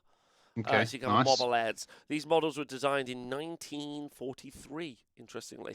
They're that old. Which they predate plastic, which is why it's remarkable that they are doing so well in it. The existence of plastic. Yeah, plastic wasn't around. You know that gigantic floating island of plastic in the ocean? They didn't know what it was. No. They hadn't yet figured out that was plastic. Anyway, Man Crusher Mob has got 12 wounds per Man Crusher. On a 5-up armor save, and they move 8 inches. And they've got some stuff, like they do mortal wounds when they charge. They've got this new thing, if the unit is wholly within 13, 15, 12 inches of a friendly Mega Gargant at the start of the charge phase, you can attempt to charge in that charge phase, even if they ran in the same turn, so they're going to go even faster, 8 plus D6. You can't carry out a Monstrous Rampage with each one. Like, bro, it doesn't matter. They're just some dudes that you're going to take with the big boys, basically. Yeah. So there's also the ability to take one. And then the main guy is now called, he's a champion, but hasn't he got a name? Yeah. Bull Stomper. A Bull Stomper. Is it Can bull? we, yeah, bull. Not ball. Not ball. But with one tiny little line onto your battletome, he absolutely could. Can I draw your attention to one tiny, slight little thing? Yes, please. What do you think the size differential is between a War Stompers club and a Man Crushers club? In how we look at it terms, maybe 2 inches? Well, but if one was described a titanic boulder club and the other was just a massive club, damage 3. Which do you think should do more damage? The Titanic one should do more. Yeah, well, but would you be surprised to realize you're wrong? And the answer is that they should actually just be the same. Yes. There you go. So the Man Crushers Club does the same amount of damage as a Titanic boulder. Yeah, they club. went up to damage 2. They used to be damage 1. I'm almost certain. Yeah, Man Crusher Yep. Gargants used to be damage 1 with a massive club, and with 10 attacks, but they got less attacks and went up to damage 2. Yeah, they've gone up to damage 2. They max at 4 attacks, and then they bracket down to 1. So they're all actually Zoom... Yeah, go on, after you. they're still only maxing out as 8, but no, I give the fucking war. I wouldn't be upset if the War Stomper was well, the Titanic Boulder Club can get 10 attacks, and I'd be like, great, make it damage 4. He hits on fucking 3s, like he's wounds on 3s. He's gonna miss a bunch of them. Yeah, well, I mean, all out attack, and also finest hour is going to be like 1 turn of yeeting stuff into space, which is great. It's just great. So then there's some stuff for the rest of the book, so we'll talk about that. What's your favorite Mega Gargant, Dan? Chat. Who's your favorite? Who did you finally fall in love with? The King? Where did you get to? I do love the King. I do love him, but the Kraken Eater. The Kraken Eater I love because I just love that he punts objectives. I wish he kicked him a little bit further, but I like it. However, the one that's going to probably do me is the Beast Smasher. I like the idea of him just going in and like grappling and suplexing monsters, and that being his jam. My only disappointment in the models themselves. And I understand it from a design point of view, this would be a nightmare not to do, but all of the Mega Gargants have the same legs. From the waist down, they're basic. They're the same foot forward, the same back leg with a slight turned in knee like they're posing for Instagram, and it makes me upset. Couldn't you have given me a peg leg that you could just throw on the stump of an ankle or something? Great. Just to change it up. And I know that a lot of people are converting them and stuff like that. But if you go on the website, on the Games Workshop website, to conceal the fact that they all have the same leg, they rotate the main image of each Gargant in the marketing material, basically like the marketing photo. They turn them like the Kraken Eater is in a full-on profile so that you can't see that it's the same fucking pair of legs on all of them. And it's the same now with Broad and the Beast Smasher. I get that you're only going to have 2 to 3 in an army, but it just seems like for such a big army, surely, I'm not saying you could have given an alternate leg pose, but give me some alternate feet to change that up, you know? Yeah, well, to quote Games Workshop, why don't you just be a better hobbyist, Dan? Like, how dare you complain? It's a good point. How dare I? How dare you? Yeah, how dare I? How dare you? How dare you? Apparently, it's kind of like like a nose runs in the family or something. Mm-hmm. Yeah, yeah. Apart from my sister, who had a completely different nose that was missing when she was born. I know what you're thinking. How did she smell? Terrible. No. I was going to say, where did she put it? But that, you hurt me.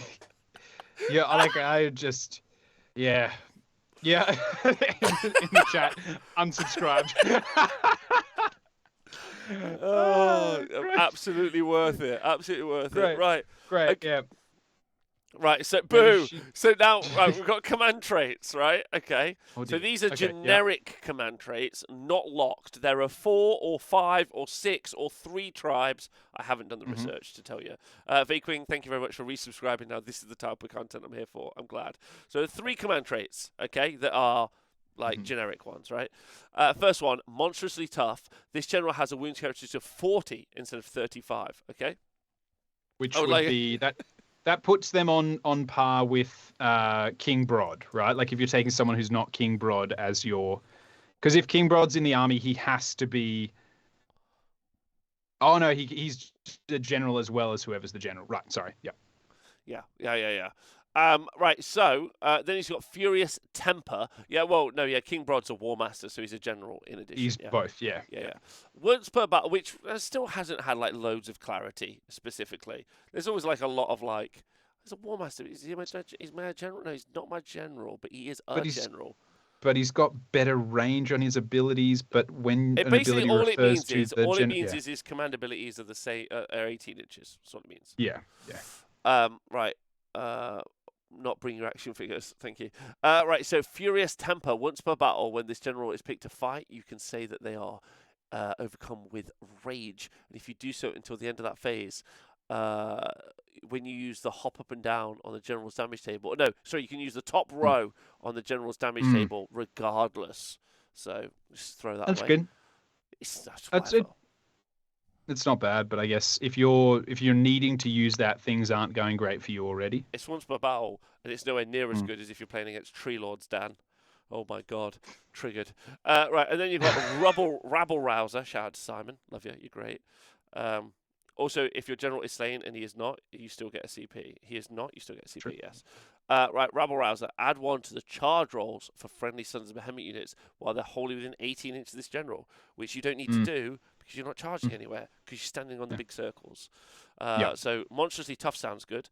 Then you've got Titanic trophies, extra calloused feet, models armed with the almighty stomp. The bearers, basically you get +1 rend and a damage characteristic Mm. of 3 instead of D3 on your big feet kick. But they only have 2 attacks, right? Like they're not massive. So okay, yeah, that's all right. Not bad.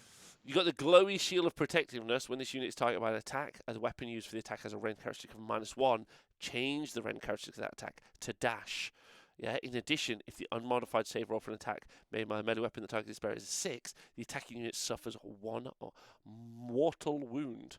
Yeah. And after all of its attacks resolve, which is genuinely quite good because Mhm. like that keys in really nicely with their you can't use Inspiring Presence ability.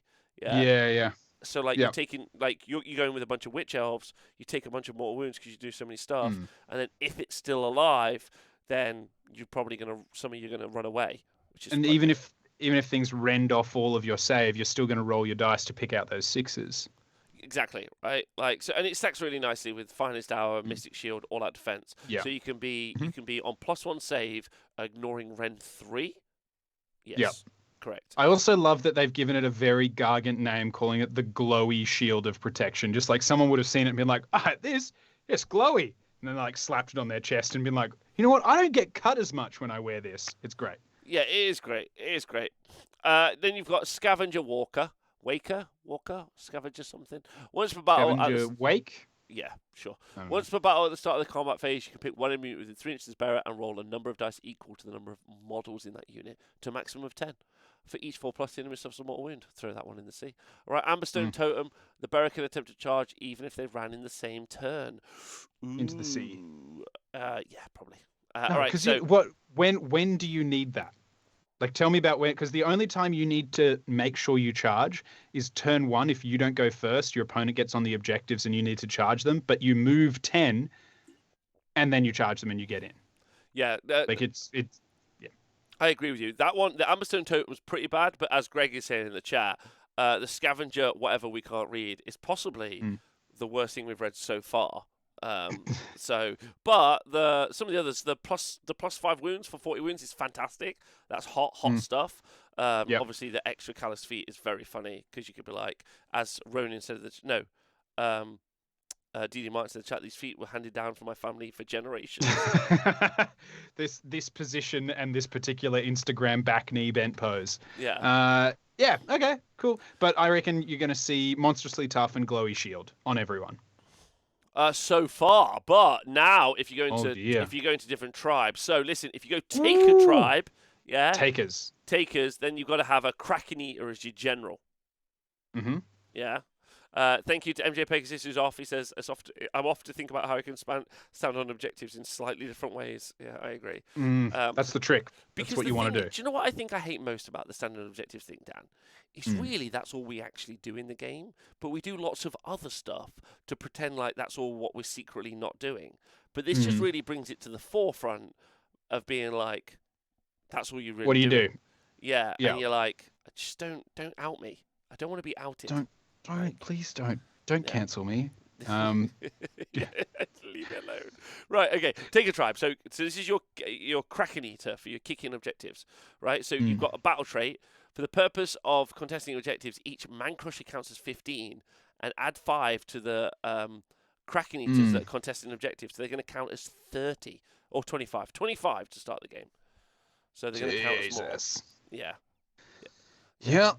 Thank God that they really solved that issue of them just moving into the middle of the board and then not moving anymore. But you are doing it with the rubbish one. And you are doing it with the one that kicks objectives around. Yeah. So. Yeah. I don't really know how that relates. Doesn't matter to him being a Kraken Eater. Like. I would imagine you don't kick things around under the sea. Like, I don't know if anyone in the chat or yourself has spent a lot of time in the sea. I obviously did growing up in Australia. Kicking from the waist down when you're knee deep or worse in water is just about impossible. So I don't know how he has trained to kick objectives the way that he does. Yeah, I don't know either. Yeah, this one. There's a bit of narrative dissonance which I can't handle. Anyway, I want that for me collection. We are a narrative show. Yeah, this is correct. This is a command ability, Dan. Ooh, Mm-hmm. yeah. At the start of the combat phase, the command can only have been issued by your general, and the unit that receives it must be a Man-Crusher Gargant unit. To the end of that phase, add 1 to the damage characteristic of attacks made by melee weapons that target an enemy unit that bears an artifact of power or is unique. They make some damage 3, bro. I know. Like, first of all, it makes them more damage than an actual Mega Gargant. They top that out, but also it's like, okay, so you need to do this, and then you need to be in combat with a character, and that character needs an artifact of power will be unique. Like, there's just a lot going on, and all it does is add 1 to damage. Not it's good, but when you have that many restrictions on an ability, I would like the ability to be like +1 to hit, +1 damage, rather than just 1. But that's okay. That's cool. That's all right. Yeah, well, I mean, you probably, if you go in Take a Tribe, you probably got some Man Crushers anyway. Like, yeah, it's pretty hot. Yeah. Right, Take a Tribe command traits. Okay, so these are the command traits you can take special for Take a Tribe. Very acquisitive. You can give an artifact of power to the general. You can pick 1 additional artifact of power and give to them, as well as his general have 2 artifacts of power. Both artifacts must be from different. Must be different. Yeah. So you can have 2 artifacts of power. Great. So he can have the glowy shield and a wizard hat. Right now he's going to have an arcane tomb. Yeah, sure. Yeah. And then a glowy shield, definitely. Yeah. And then you've got extremely intimidating. Enemy units within 6 inches of general cannot receive Inspiring Presence or Rally. Busts the 4-up rally meta. Tell him it's done. 4-up rallies get dead. It's gone. It's fucking over, boys. Yeah, he's done it. Over. It's done. Yep, he's done it. You finally did it, you crazy bastards. I actually really like that. I actually really, really like that. That is, because one of the main things that was a weakness for Mega Gargants was the ability for the opponents to do stuff to them. So this is. Do I think that? I currently might think that they're better. Yeah. A lot of people are saying that they're not better, but I feel like they're better. Letting your opponent have models was the problem for Mega Gargants, you know? Like, they were like, no, I don't want you having models. So not letting them come back after you've killed them, chef's kiss. They've nailed it. I actually really like the 2 command traits. I think they're both very good. Like, they're both can be really unique. They can both be all of that. But yeah, I like it. I like those 2 command traits. I honestly think that they might be better. Like, there's a twist at the end where you'll go through War Scrolls. We've already been through all the War Scrolls. Non-subscriber, knob. I love this show turns around like a shopping trolley on its people. You know, like it's like, oh yeah, but we all think you're great. Oh no, you're a bunch of idiots. It's great. YOLO swagger daddy. They have more things to do, which is always good. I agree. Right, okay, so we've done the more things to do while they stand motionlessly on an objective. Yeah, so Take a Tribe's artifact of power, Kraken Eater only. At the start of the combat phase, you can pick 1 enemy hero within 3 inches on a 4+ hero suffers D3 mortal wounds and has the strike fast. Why would you take that when you can already do that with a monstrous action? And it's a 4+. Never. No, okay. Kraken Eater only. In your hero phase, you can barrack and attempt to cast a spell and summons an endless spell at the same hour as a wizard. Yes, when they do so, the range of that spell is doubled. So wait, sorry. You can What? take okay, so here's what you do, Rob. You take your Kraken Eater, you give him the Arcane Tomb, so he is a wizard, and then you allow him an additional spell by having a lantern as well. So he's got a book and a light. No, like he can only have the lantern. Oh no, you can't. No, you're right. You're right. Take very acquisitive. Yeah, he can be very acquisitive. He's casting an endless spell and a spell every turn. What? That's I mean, Arcane Tome's obviously not going to survive, but for right now, that's amazing. Plus, that spell, Right. the range of that spell is doubled. Bro, this is So then he so throws. funny. Then he yeets a purple sun. Wait, no, what about Ravanax Gnashing Jaws? Oh my god, immediately. Wait, hold on. Let me Yeah. go find Ravanax Gnashing Jaws. Is Ravanax Gnashing Jaws, is it going to be 3d6? Like, 48 bridge. No, no one taking Kragnos! Like, stop it! Hey, Kragnos! Wait, where's where's the End of Spells? Yes. Yes. And where is, what is it? Ravanax. Okay. Okay. Yeah. Okay. This End of Spell is a predator spell. You can be moved up to 3d6 inches to fly. All right, how's this work? Yeah. I think End of Spell has been pick unit. You set it up within 8 inches, so it doesn't change Ravanax. Okay, never mind. Sorry, I was all excited. Right. Arcane time. Time for Unbound only. A giant wizard with a tiny tome. I agree. A man crusher shooting us with purple sun incoming. Oh boy. Oh boy. That's actually, the spell range is doubled. That means he can just. That's hot. That's hot. Clutch as hell. Yeah. That's super hot. Right. Mm-hmm. Super So he can also super hot. Great game for those who've played it. It also means he can then flaming sword too. Yeah. I really like extremely intimidating, to be honest. Like, that's actually massively in-game impactful. Because you're basically making him a wizard, extremely intimidating, and you're sticking behind two, like, fucking Chad gatebreakers in front of him. Yeah, just, like, twisting their nipples and body slamming bitches, right? It's just kind of like, great, okay. All right, okay, so far, big fan of the Kraken Eater faction. And also Fan. And you also count us more on objectives. Great. Yeah. Okay, love that. Right, so Breaker Tribe. Okay. So we've got our battle traits. Oh, they've got loads. Add 1 to the damage inflicted for each successful attack made by a friendly Man Crusher Gargant. Damage 3 until that targets the enemy unit that is part of a garrison or one that is wholly on a terrain feature. They have clearly never been to tournaments where there is 0. I was about to say, like, they're like going, yeah, people are garrisoning everywhere, right? And you're like KO maybe? Yeah. Yeah. And then, like, okay, fine. Yeah, I mean, KO, good. That's good.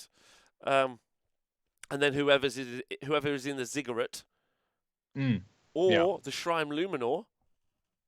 For that one model that's one time in that one place. Yeah, I know that the casting range doubles, not the distance. I know that's the sad news, sadly. Right, okay. So you can use this command ability at the start of your charge phase. This is the command ability ramming speed. Face and basis. Thanks for subscribing. The command can only be issued by your general, okay, and the unit that receives it can only be Man Crusher Gargants, okay. Until the end of that phase, you can attempt to charge with that unit that has received the command if it's within. It's got the Kragnos ability. Guess what, Dan? Throw Kragnos into. Yeet that Joe Rogan-looking motherfucker into the sea. Yeah, get rid of him. Right, let's go. Yeah. All right, amazing. And then we've got Fierce Loathing. When you pick a Breaker Tribe army, you can pick one of the something. Fierce Loathings. The Fierce Loathings. Okay, so you can pick a Fierce Loathing. Dan, take us through it. What are the Fierce Loathings?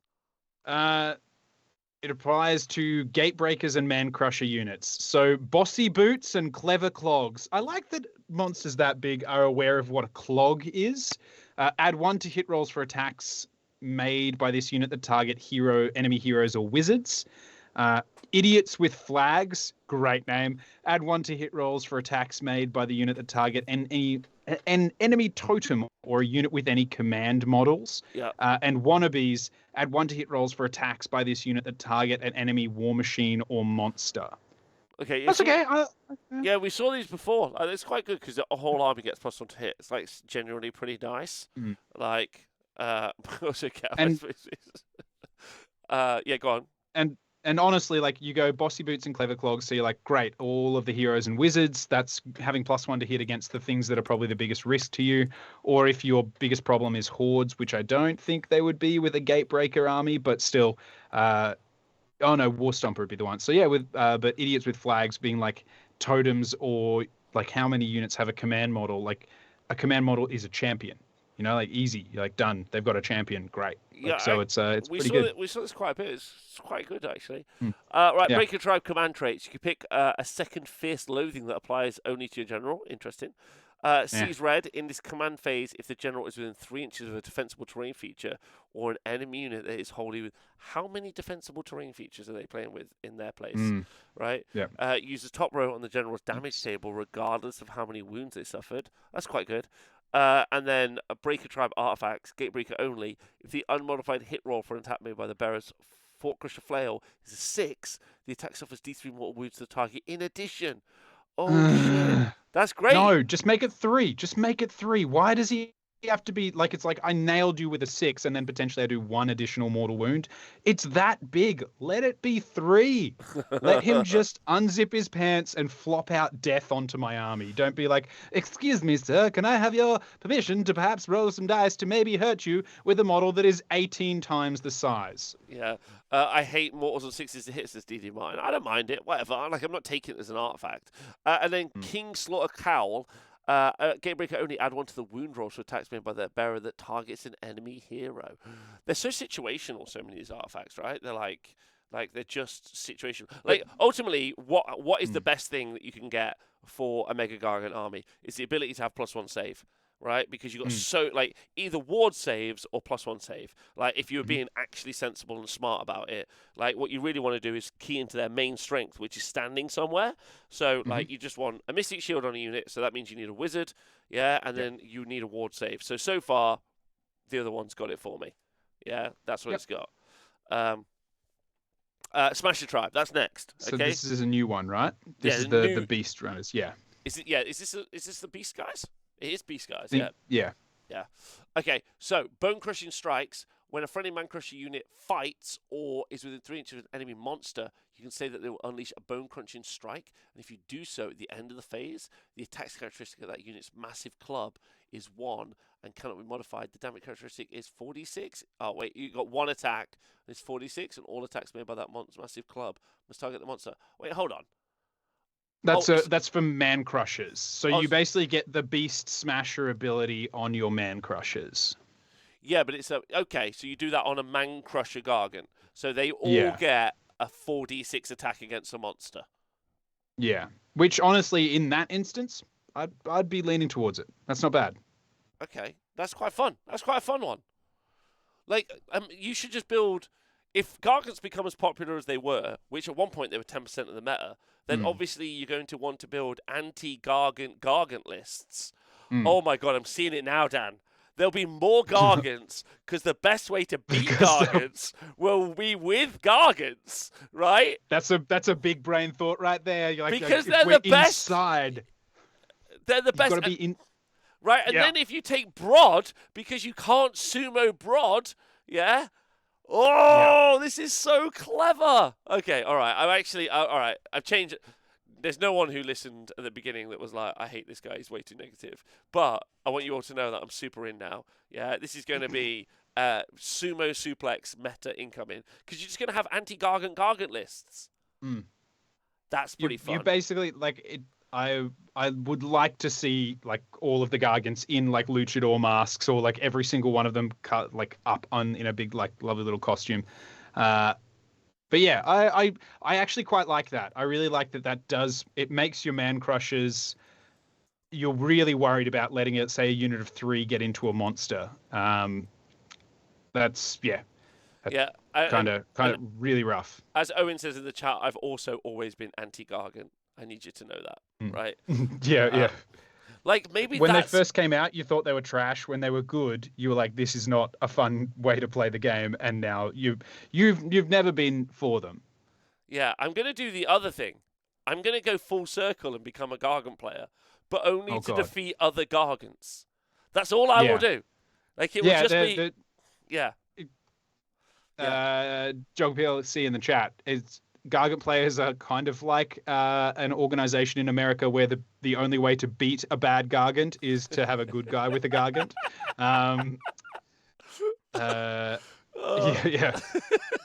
Great. Great. Yeah. Thank you. Or we're like the Blade. You need to be the vampire to beat the vampires. Yeah. You got it. We need a Gargant walker, a big walker. It's like he's a Gargant player who can walk with the rest of the Age of Sigmar tournament scene. Okay, so that's literally just the first thing in the battle traits. Don't let a few cuts stop you. Yep. You can use this command ability. Oh, sorry, go on, Dan. You go. You can use this command ability at the start of the combat phase. The command can only be issued by your general, and the unit that receives the command must be a friendly Man-Crusher Gargant unit. Until the end of that phase, use the top row on the unit's damage table. In addition, until the end of that phase, each time a model in that unit is slain, if that unit has not fought yet that phase, the model can fight before it is removed from play. Shut up. Fight on death.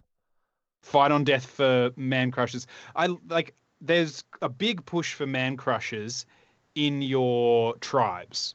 Like, every tribe is about how do we make the Man-Crushers better, so obviously they're trying to clear out that stock. Dan, no, they're not trying to clear out the stock, Dan. Yeah? They found something that's, like, got a better return than fucking uranium on the black market. They're like... they've had these sculpts for 900,000 years. Yeah? And they're like... If we just keep making these books, they'll buy these old-ass models. Yeah? I love that they released the Gargant in Warhammer Fantasy and you never saw it because they were just... Monsters in Warhammer Fantasy were the biggest liability because some bloke with a cannon, like me, would just see it there and be like, shebang-a-bang, your monster's dead in a turn. Whereas now, people are like, hey, you got any more of those Gargants? Because, I fucking need some. So it's good. It's great. Yeah, they're getting their turn in the sun. Their big, sweaty, naked turn in the sun. But apparently they've reboxed them as a unit of 3. Which Kragnos this is better? Kragnos and 3 Megas or Kragnos and 3 Stonehorns? None of them are good. Stop asking me these questions. You started with Kragnos. That was the mistake. Yeah. Right. £95. Okay, so apparently they've reboxed the Man Crushers as units of 3. So if you only want 1, right out of luck. They're now just 95 quid for 3. I don't know if anyone can track when that model actually came out beyond my jokes, and then what the price of it was then.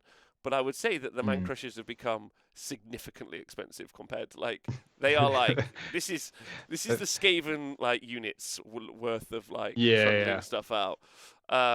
Okay, right. So already we're into Smash the Tribe a lot. Yeah, this is really good. Okay, Smash the Tribe command traits. Once per battle at the start of the phase, you can say this general is a Gorka Morka made manifest. And if you do so, this general has a ward of 4 plus he has mortal wounds into it. Oh, it's mortal wounds. But it's kind of okay. And then you got Marrow Dancer. Each time an enemy monster is slain by this general, roll a number of dice equal to that monster's wound characteristic. For each 5 plus, you can heal 1 wound allocated to this general. Oh! Let's go. That's not bad. Feed me that marrow. Let's go. That's not bad at all. Yeah. Okay. Yeah, that's not you go into a 12 wound monster, he's healing 4. And that he's to do what he wants to do. We're just killing enemy Gargants, Dan. We're the enemy Gargants. That's true. It is, yeah. Okay. So then what's 35 wounds on a 5 up? Oh, come on, Rob. What is that? Oh, well, it's 2 for every 6, right? So 30, what is that, 5, 10? Is that 12 wounds back? Oh, yes, me and Greg in the chat at the same time. 12 wounds back is what it is. Which is not insignificant, right? Yeah. 12 wounds back on the general in a turn is pretty great. Okay, yeah, with everything maxed out, and then you can go into another one and into another one. Yeah, I quite like that. And then you got Smash the Tribe Artifacts of Power. Is Beast Smasher. What's the same time? Beast Smasher Artifact of Power only if the unmodified wound roll for an attack made by the bearer's Menhir Club that targets an enemy hero or monster or War Machine's a 6, the unit's armor has been shattered. If a unit's armor has been shattered until the end of the battle, ignore positive modifiers to save rolls for attacks that target that unit. Interesting. So, okay, yes and no. I like it, but if you hit something with a round of attacks from your Beast Smasher and it doesn't die, you're not in a happy place. No, I know, I agree with you. Like, but also, like if you were fighting anti-Gargants, then this is kind of like Mm, a fun thing. This is also like a new design direction. I don't know if anyone's been noticing yeah. this, but obviously we got this in the Zinch book. There's this new thing where they're like, what if we don't let people have positive modifiers to their Mm, stuff? Like, and someone suggested that in the meeting, yeah. and now that's the thing that's been written on the whiteboard, and they're always like, oh, we'll add that in. So like a 4+ Yeah. rally, yeah. Like it's like permanent game effects that you're seeing. Like I remember when Skaven used to be able to reduce your armor save by 1 for the rest of the battle, and you were like, "What? What?" And Yeah. you're like, "It's not rend." You're like, "Nope, it's just reduced by 1." You're like, "Oh no." So yeah, Can I just say that the fact that Dan, this is so good from mm, like a marketing perspective, like a game design perspective, like so many things. They've been like, right, okay, we're going to re-release Gargants. They're incredibly popular. mm-hmm, Loads of people bought them. It's going to go really, really well. And they were like, what should mm-hmm. we do? And they were like, let's make another different Gargant that beats the other Gargants. Like Fucking money in the we bank, kids. They were like, what did we do? We created the assault rifle in Age of Sigmar. So what do we need next? We need the rocket launcher. We So need something great. that outranges and outshoots it. What could we do? What about a Gargant that specifically kills other Gargants? No, we can't be. That's too obvious. They'll be on to us. What about a Gargant that specifically kills other monsters? That's already what Gargants did, though. Gargants were already good at monsters. No, but this guy's going to be really good, and we'll say that it's what he likes to do. And then you're like, you've got it, Steve. Great job. Well, this is the rock paper scissors that they were talking about in MetaWatch, right? We've got it. We're here now. Like you Hmm. all bought rock, yeah. So we're just releasing Yeah. paper. Anyway, It's final. again, it's someone who's listening to too much Fallout Boy, and is like, you know what? This isn't a scene. It's a goddamn arms race. And so they would like, we need to give people a new arm to be racing for. Yeah, I agree. Uh, Right, there's a final wait, artifact. Yeah. yes. Right, is Beast Smasher only. Once per battle at the start of the combat phase, you can say that the bearer will channel the War, and if you do so, add 1 to hit rolls for attacks made by the melee weapons by friendly Sons of Behemat units until the end of that phase. So let me just get this right. So I yeet my whole army Wait. in, yeah? So Hmm. my Yeah. anti-Mega Gargants, this is my trick. I yeet my Hmm. army in, Yes. yeah? Then I do Beast Smasher, my Mantle of Tuscan Horns. I kick that off, right? And then I apply the don't let a few cuts stop your command ability on my unit of Man Crushers. I let Hmm. you smash my Man Crushers, right? Like in your activate after I've suplexed you and you've Hmm. suplexed me, yeah. And then like Yes. there's been more anger than Hmm. a rock show. And then my Man I was going Crushers to fight. say a Karen in the supermarket line.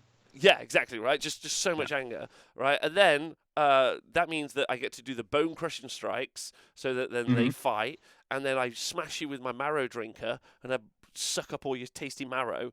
Yeah. Bro, Mm. this Hmm. is genuinely really fun. Again, in the Orgargan tournament, but like Indeed, yeah, yeah. This is super fun in a meta where it's only this. Okay, cool. again, I like that. I'd like it really clear that I'd love them banned from the game, but I'm enjoying the read, yeah, so far. But right, okay, next up, and is Now the ones that everybody has. the Stomper Let's tribe. see.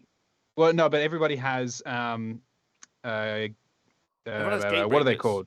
War Stompers. Oh, they've got Gatebreakers. They've Okay, all never got mind. Gatebreakers. I mean, some people have War Stompers, but most people got Gatebreakers, I think. Mm. Right, okay, so you got Big Shouts. After the general issues a command ability to a friendly Man Crusher Gargant unit until the end of the phase, they can issue the same command to another friendly unit of Man Crusher Gargant units without any further That's pretty command good. points being spent. Yeah, it's pretty good. Like That's double pretty plus good. 1 save, double redeploy, all Yeah. those sort of things.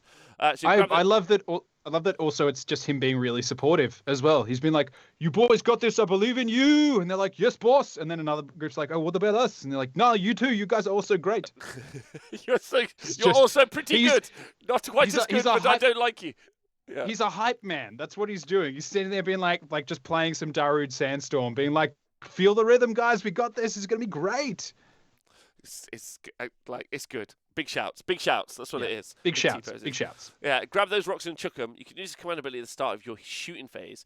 The unit that receives this command must be a friendly Man Crusher Gargant unit. To the end of that phase, add 1 to the attack characteristic of the unit's throwing rocks.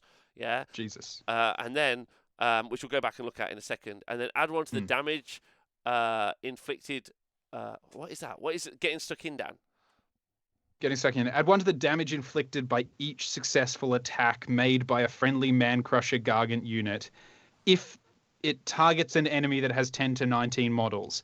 Add 2 to the damage inflicted by each successful attack made by a Man-Crusher Gargant unit if it has 20 or more models. So Man-Crushers do more damage if they're fighting 10 or more models. Okay, that's pretty good. That's pretty good, especially with the no runaway thing. And their shooting profile is 18 inches, 1 a shot, force 3s, rend 1 d3 damage. So just FYI, as good as a Skyfire. Really important to point out. As good as a Skyfire. No, but Rob, you don't understand. Skyfires are good. Shut up. Right, okay. So yeah, interesting. Yeah, good. Something to kill the gits. Oh no, git stunk freefall. So they're okay. I don't really care about the having loads of man crushers. I guess you could take maximum man crushers at the start of your shooting phase. This unit receives the command. Must be. Oh no, you can only do it to 1. Oh no, wait, you could do it to 2 man. You could have 2 units of 3 man crushers, which is going to be 6, 12 D3 shooting attacks. Hitting on 4s, so you're going to get 3 hits. 3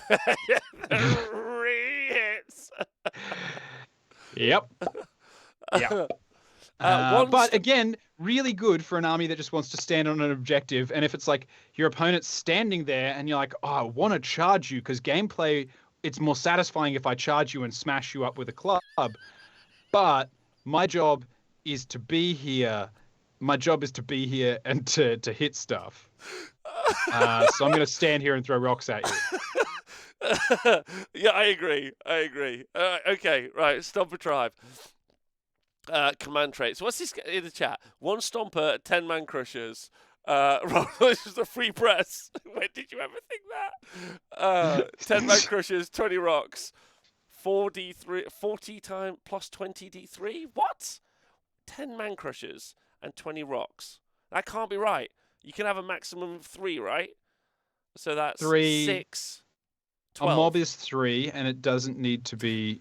A mob is 3, and I don't. Can it be reinforced? Read the big shouts again. Hold on. After the general issues a command to a friendly Man-Crusher Gargant, until the end of that phase, they can issue the same command to any other friendly Man-Crusher Gargant units. Oh, maximum, not 2. Apologies. Oh, so you okay? Yeah, right. So you can any other. So you can have loads. That's kind of fun, actually. It's but so what? You're taking an entire army of Man Crushers. Yeah. And one dude up the back just being like, "Come on, left side, let's do this. Oh, right side, you're looking very good. Pick up some more rocks over there." That's actually a really fun list. That would be so cool to like model them all with different rocks. Yeah. And they're just standing there, like, but they're all holding them appraisingly towards the War Stomper, being like, "Hey, boss, does this one look okay?" Like, it's just they're all looking for that, and they're like, he's like, "That's good. Throw that one." He's like, "Yeah, sick." Like that's the Man Crusher army. Yeah. Tactical rocks, the army. Yeah, that's what it is. Yeah, it's just throwing rocks. All right, okay, all right. I'm in while now. you stand on an objective, and don't go, and you're like, "Hey, come at me, bruh. See what happens." And they're like, "No, I'm just going to shoot you from here." Like, okay, well, I'll throw rocks at you. How much are Man Crushers? How many Man Crushers can I fit in a list? Does anyone know? Like, someone tell me. Like we have tactical rocks. I want this. A Gargant mob, so 3 of them is 450. 450. So 450 for 3. So I can fit 9 and the big boy in. 9 plus big boy. Yes. Yeah. Okay, so what we're saying now. So I'm doing 6 shots, 12 shots, 18 shots, right? I can do 1 Stomper plus. Apparently, I can do 1 Stomper plus 10. Is where I can max out at. Oh yeah, because you could take an extra 150. So you could have a single dude and 3 units of 3. And then 1 guy. And then the one dude with the biggest rock who doesn't get any friends, he's just like, "Can I play too?" And how many shots do I get? I get 6. Wait, I get 10, so I get 20. 10, I get 20 20 shots. 20 shots. So the same as, so basically 4 Alapexes. Interesting. Okay, warm up the printer. We have a list. It's not a list. No one run that list. That is the stupidest list. Don't run it. That's a terrible idea. Range 18 inches, movement 8. So effective 26-inch range is what it is. Just FYI. Okay, right. What else can we do? Because there might be more. The Narratians, all those order armies, is a rain of rocks. Yeah, I've just ordered it. Why?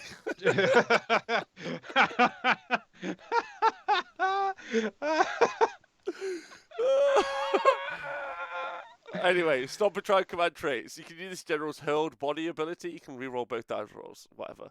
And then eager for the fight. You can attempt to charge with this general if it's within 18 inches of an enemy unit instead of 12 inches.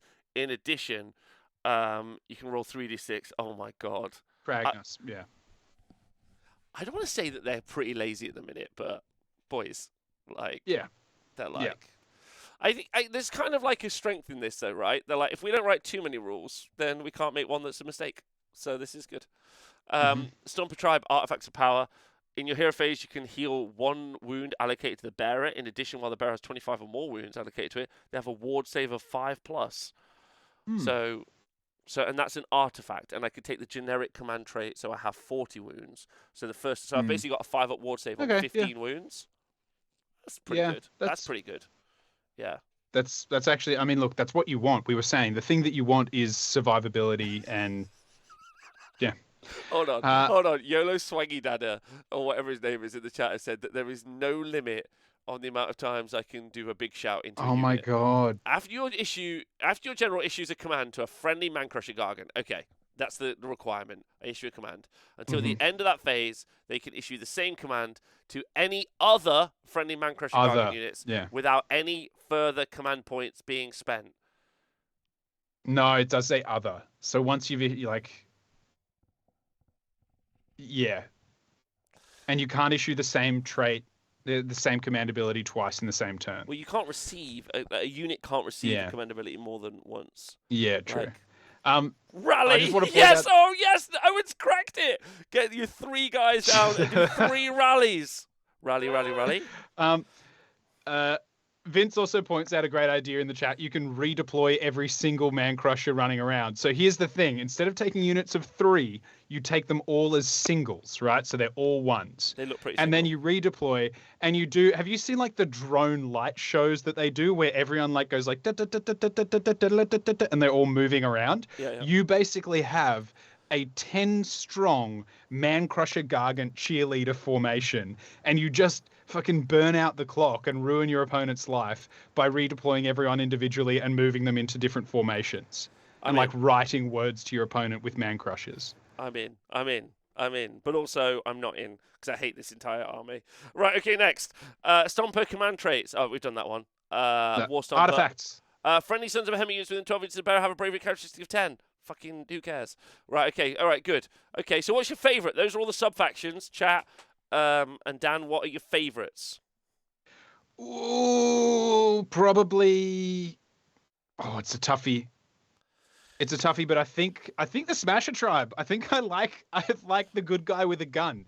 That's what I'm gonna say. The good guy with a gun. Yeah, that's me. Smasher Tribe. So I'm gonna rock up. I'm gonna drop it on the table. And then when my opponents are like, "Oh, you're taking that," I'll be like, "No, don't worry. I'm the good guy here. I'm here to use mine to kill my opponent's armies." And they'll be like, "That's not how that. You're an idiot." And I'll be like, "We'll see." And then that's my whole dish, my whole deal. Oh, hold on. Apparently, I missed something called the Stomper Club. The what? The Club of the First Oak. I didn't. The 5-up ward save. I did. I did that one. Yeah. 3 gate breakers incarnate and chest clock +4, baby. Right, okay, good, yes. I just need to find the rest of the rules now, and then we're nearly done, Dan, which is pretty fun. Well, Jesus, look at us moving through there. This has been more fun than I expected it to be. Can I just say this? It's match play rules, grand strategies, battle tactics. Maybe. Oh, there we go. Grand strats. Okay, so obviously ban grand strategies and book battle tactics from all competitive play. Obviously, these are just narrative ones. But anyway, all right. So Sons of Behemat army only. You can pick the grand strategy if your army includes Dad Brod. When the battle ends, you complete this grand strategy if the friendly King Brod has not been slain, and you picked each of the three effects of the Power of Behemat prayer to apply at least once during the battle. Ooh. Okay. Okay, so it's a Brod one. You're like, I'm going to take Brod, and this is my Brod powers. Make their land tremble. He's basically like he's a dad at the grill, like at the barbecue. He's like, witness the options: steak, sausage, burger. Like he's got his apron on and he's showing off. It's great. By the way, Riemann Knightspear points out, and Dan, I agree with you, the good guy with the Gargant should always concede to non-Gargant players. They should be like, I'm not here for you. Yeah? I'm just here for... yeah. But they need to explain to them at length the importance of them having Gargants. They're like, I need you to know how important it is that I have Gargants to stop other people with Gargants, but as you were. But I don't want to have Gargants. But I'm doing this for society. But I have to. Yeah. I was forced into Gargant ownership by other Gargant owners. Yeah, okay. All right. Anyone who's listened to this point, yeah, this is what I want. I want everyone to write your very best anti-Gargant list. That's what I want. I want you to be the good guy with a Gargant. Yeah, get it out. Yeah, right. That's because if we all have Gargants, then everyone is safe. Yeah. Right. Okay. So grand strats. Make the land tremble. When the battle ends, you complete this grand strat. If any friendly units ran or made a charge move in every battle round, it does not have to be the same unit. Sure, because that's all you're gonna do. So fine. But then you're probably gonna get. Sometimes you're gonna get charged and jumped on an objective. So. It's a bit risky. On the warpath, when the battle ends, you complete this grand strategy if every friendly unit on the battlefield is within enemy territory. Well, that's not where the objectives are, so no. And then show them who the boss at the start of the battle. The enemy unit with the highest wounds characteristic is marked as the big un. If there are multiple enemy units for the highest wound characteristic, you can pick one of these. When the battle ends, you complete this grand strategy if the big un has been slain. I would say not too bad. If you are and the model chosen to be your general has not been slain, so you need to kill them and keep yours alive. But you got to really, if you're the good guy with the Gargants, that's a fun one. Yeah, good guy. That's a good guy with a Gargant move right there. Yeah. What happens when two good guys with the Gargants play each other? They just kiss. They just they sloppy kiss for 8 minutes. And to the point where they collapse onto the table and take the table down, because everybody knows that secretly. Everyone who uses the good guy with a Gargant mentality just wants to make out with another guy. That's what it is. We know that. We know that for a fact. It's kiss. Like I'd admit it. If you are a bloke with a beard and you look at another bloke with a beard and you feel a little bit of something unusual, that's fine. You're allowed to love another man for his beard. That's okay. I agree. The other option suggested, which is obviously very smart, is you just rock paper scissors at that point. Yeah, the Games Workshop official way to finish games. Yeah. That's. I mean, it's in the pack. It's in the pack. It's in the pack. Yeah. Right, rampaging Gargant battle tactics. Pick one objective on the battlefield that's not within your territory. You complete this tactic if that objective was kicked away and is wholly within your territory at the end of the turn. Sure. It's actually kind of rad. I like that you just run up and you're like, nope. It's dumb and you'll never take it because it's too. People don't take battle tactics that they don't think they've got a good odds of doing. Maybe if it was 2 inches from your territory, and so you could guarantee it gets there. It's wholly within your territory at the end of this turn. Yeah, that's pretty. But the objective isn't the 6-inch circle. The objective's just the center point. That's what I mean. Yeah, so that's what I'm saying though. You got to yeet the 6, right? Yeah, so you would need to have already kicked it once and have it literally an inch and a half outside of the zone. So you guarantee that when you roll for the kick distance, it's double. Even if it's double ones, you still score it. You never get it. It's fun, but you're never going to take it. Yeah, I would never take it. But I mean, it's a battle tactic, so maybe because you could kick it once and get within an inch and be like, do you know what? Fucking, I got this, boys. Yeah. Wrecking Crew, complete this tactic if every faction terrain feature was demolished during this turn. I mean, it's a dice roll on a 2-up. That's pretty rough. Then you got Man Skittles. You can do Smash Down. You can do is Smash Down the monstrous action? If you got the monstrous action plus the War Scroll ability. I think so. Yeah. Yes. Yeah, that's not bad. Man Skittles sounds like it should be dirtier than it is. Is that just me? Like, does that? It feels like that should be dirty. You complete this tactic at the end of the turn if friendly War Stomper uses its hurled body ability. An enemy model that was slain by the first part of this ability and enemy battle line unit that was picked for the second part of the ability suffered any mortal wounds. So basically, if I pick up a model and I yeet it at someone else, so it's basically a 2+, then I do it. There's a lot of like 2+s to achieve this, which is actually pretty rough for the Gargants. Well, man skittles, you can if you're in combat with a 1 wound unit, you can't fail because he gets the plus because you have to do whatever. You have to be double. But no, he does like get double. 2 to it, he right? He does so, get double. You're right. Okay, so that's an auto. All right. Yeah, that's a good point. Okay. Fury of the Titans. Complete this tactic if you carry out the Beast Grapple, Earth Shaking Roar, and Colossal Slam Monstrous Rampage this turn. No chance. That's like several 3-ups that you got to definitely roll. So that's a Splat. Pick one enemy hero. You complete this tactic if that hero is slain by wounds caused by an attack made with throwing rocks. Let's go! Oh no! Oh no! The thrown rock meta. Let's go! That's the one. And pick one of the friendly Mega Gargant. You complete this tactic if you carried out the Titanic dual Monstrous Rampage with that unit during this turn, and the enemy wants to pick the target was slain by attacks. Okay, that's I think Man Skittles and Colossal. But if you're taking a War Stomper and Colossal Violence, kind of okay. But actually, some of these are quite tough and challenging for book tactics for these guys. Which they should be. The book battle tactics should be harder than the generic ones. Okay. Oh, apparently you have to roll a 4+ to throw them, in which case there's a no chance, right? Yeah. You don't have to succeed the Monstrous Rampages, just pick them. Oh, good shout. Hold on. Okay. It says carry out. So what does carry out mean? Does that mean you successfully did it, or you just attempted? You got to successfully do it. Like, carry out is game switch, so to speak, for pick. Is it? Okay. To be confirmed. TBC. Yeah. But the other one's difficult. All right, and then we've got some couple of battalions, Dan, and then we're done. You've got core battalions. You can have 4 bigs, but 2 necessary, and then 2 mandatory, that's the right word, and then 2 optional bigs, right? And then that gets you unified, so you could be a 1-drop big battalion. So you've got the choice to go first, and then move on all those objectives.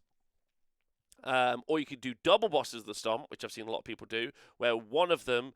so then you can, because you've either got Unified, which is the 1-drop, or you've got Magnificent, so you can take like an upgrade, so you can have like another artifact. And what I've sometimes seen is like double bosses of the Stomp. So then you end up with you can include any of the following core battalions. I think, which means you can take double, which means that you've got 2 and then 2, so you can have like 3 artifacts basically in your army. Yeah. So there's that. Or you can just be a 1-drop with your anti-Gargant Gargants. But when you're anti-Gargants, you want to go second. But that kind of means that you want to give them the first turn, so they have to move on the objectives. Yeah, but you know what else fits really perfectly into the other one there? I can't tell what it's called. It's called Foot Sluggers, and it's one optional big, 2 mandatory littles, and then a 3rd little. So 3 units of 3 littles and your Chucky bloke to lead them. And then just 1 bonus guy by himself. Don't even take the bonus guy. Just go for a triumph bid. Be 150 points down on purpose. You're like, what are you taking? 1850 points. Like, wait, really? You're like, yep. That's a monster. You're like, I know, but I'm here to beat the monsters, not be the monster. Yeah. If you carry out this pick, then Gatebreaker Smashdown would be pretty busted. It's true. Foot Sluggers and no triumph selected. Yeah. Also, the pro move is to not then choose a triumph. Yeah, that's the absolute gangster way to do it.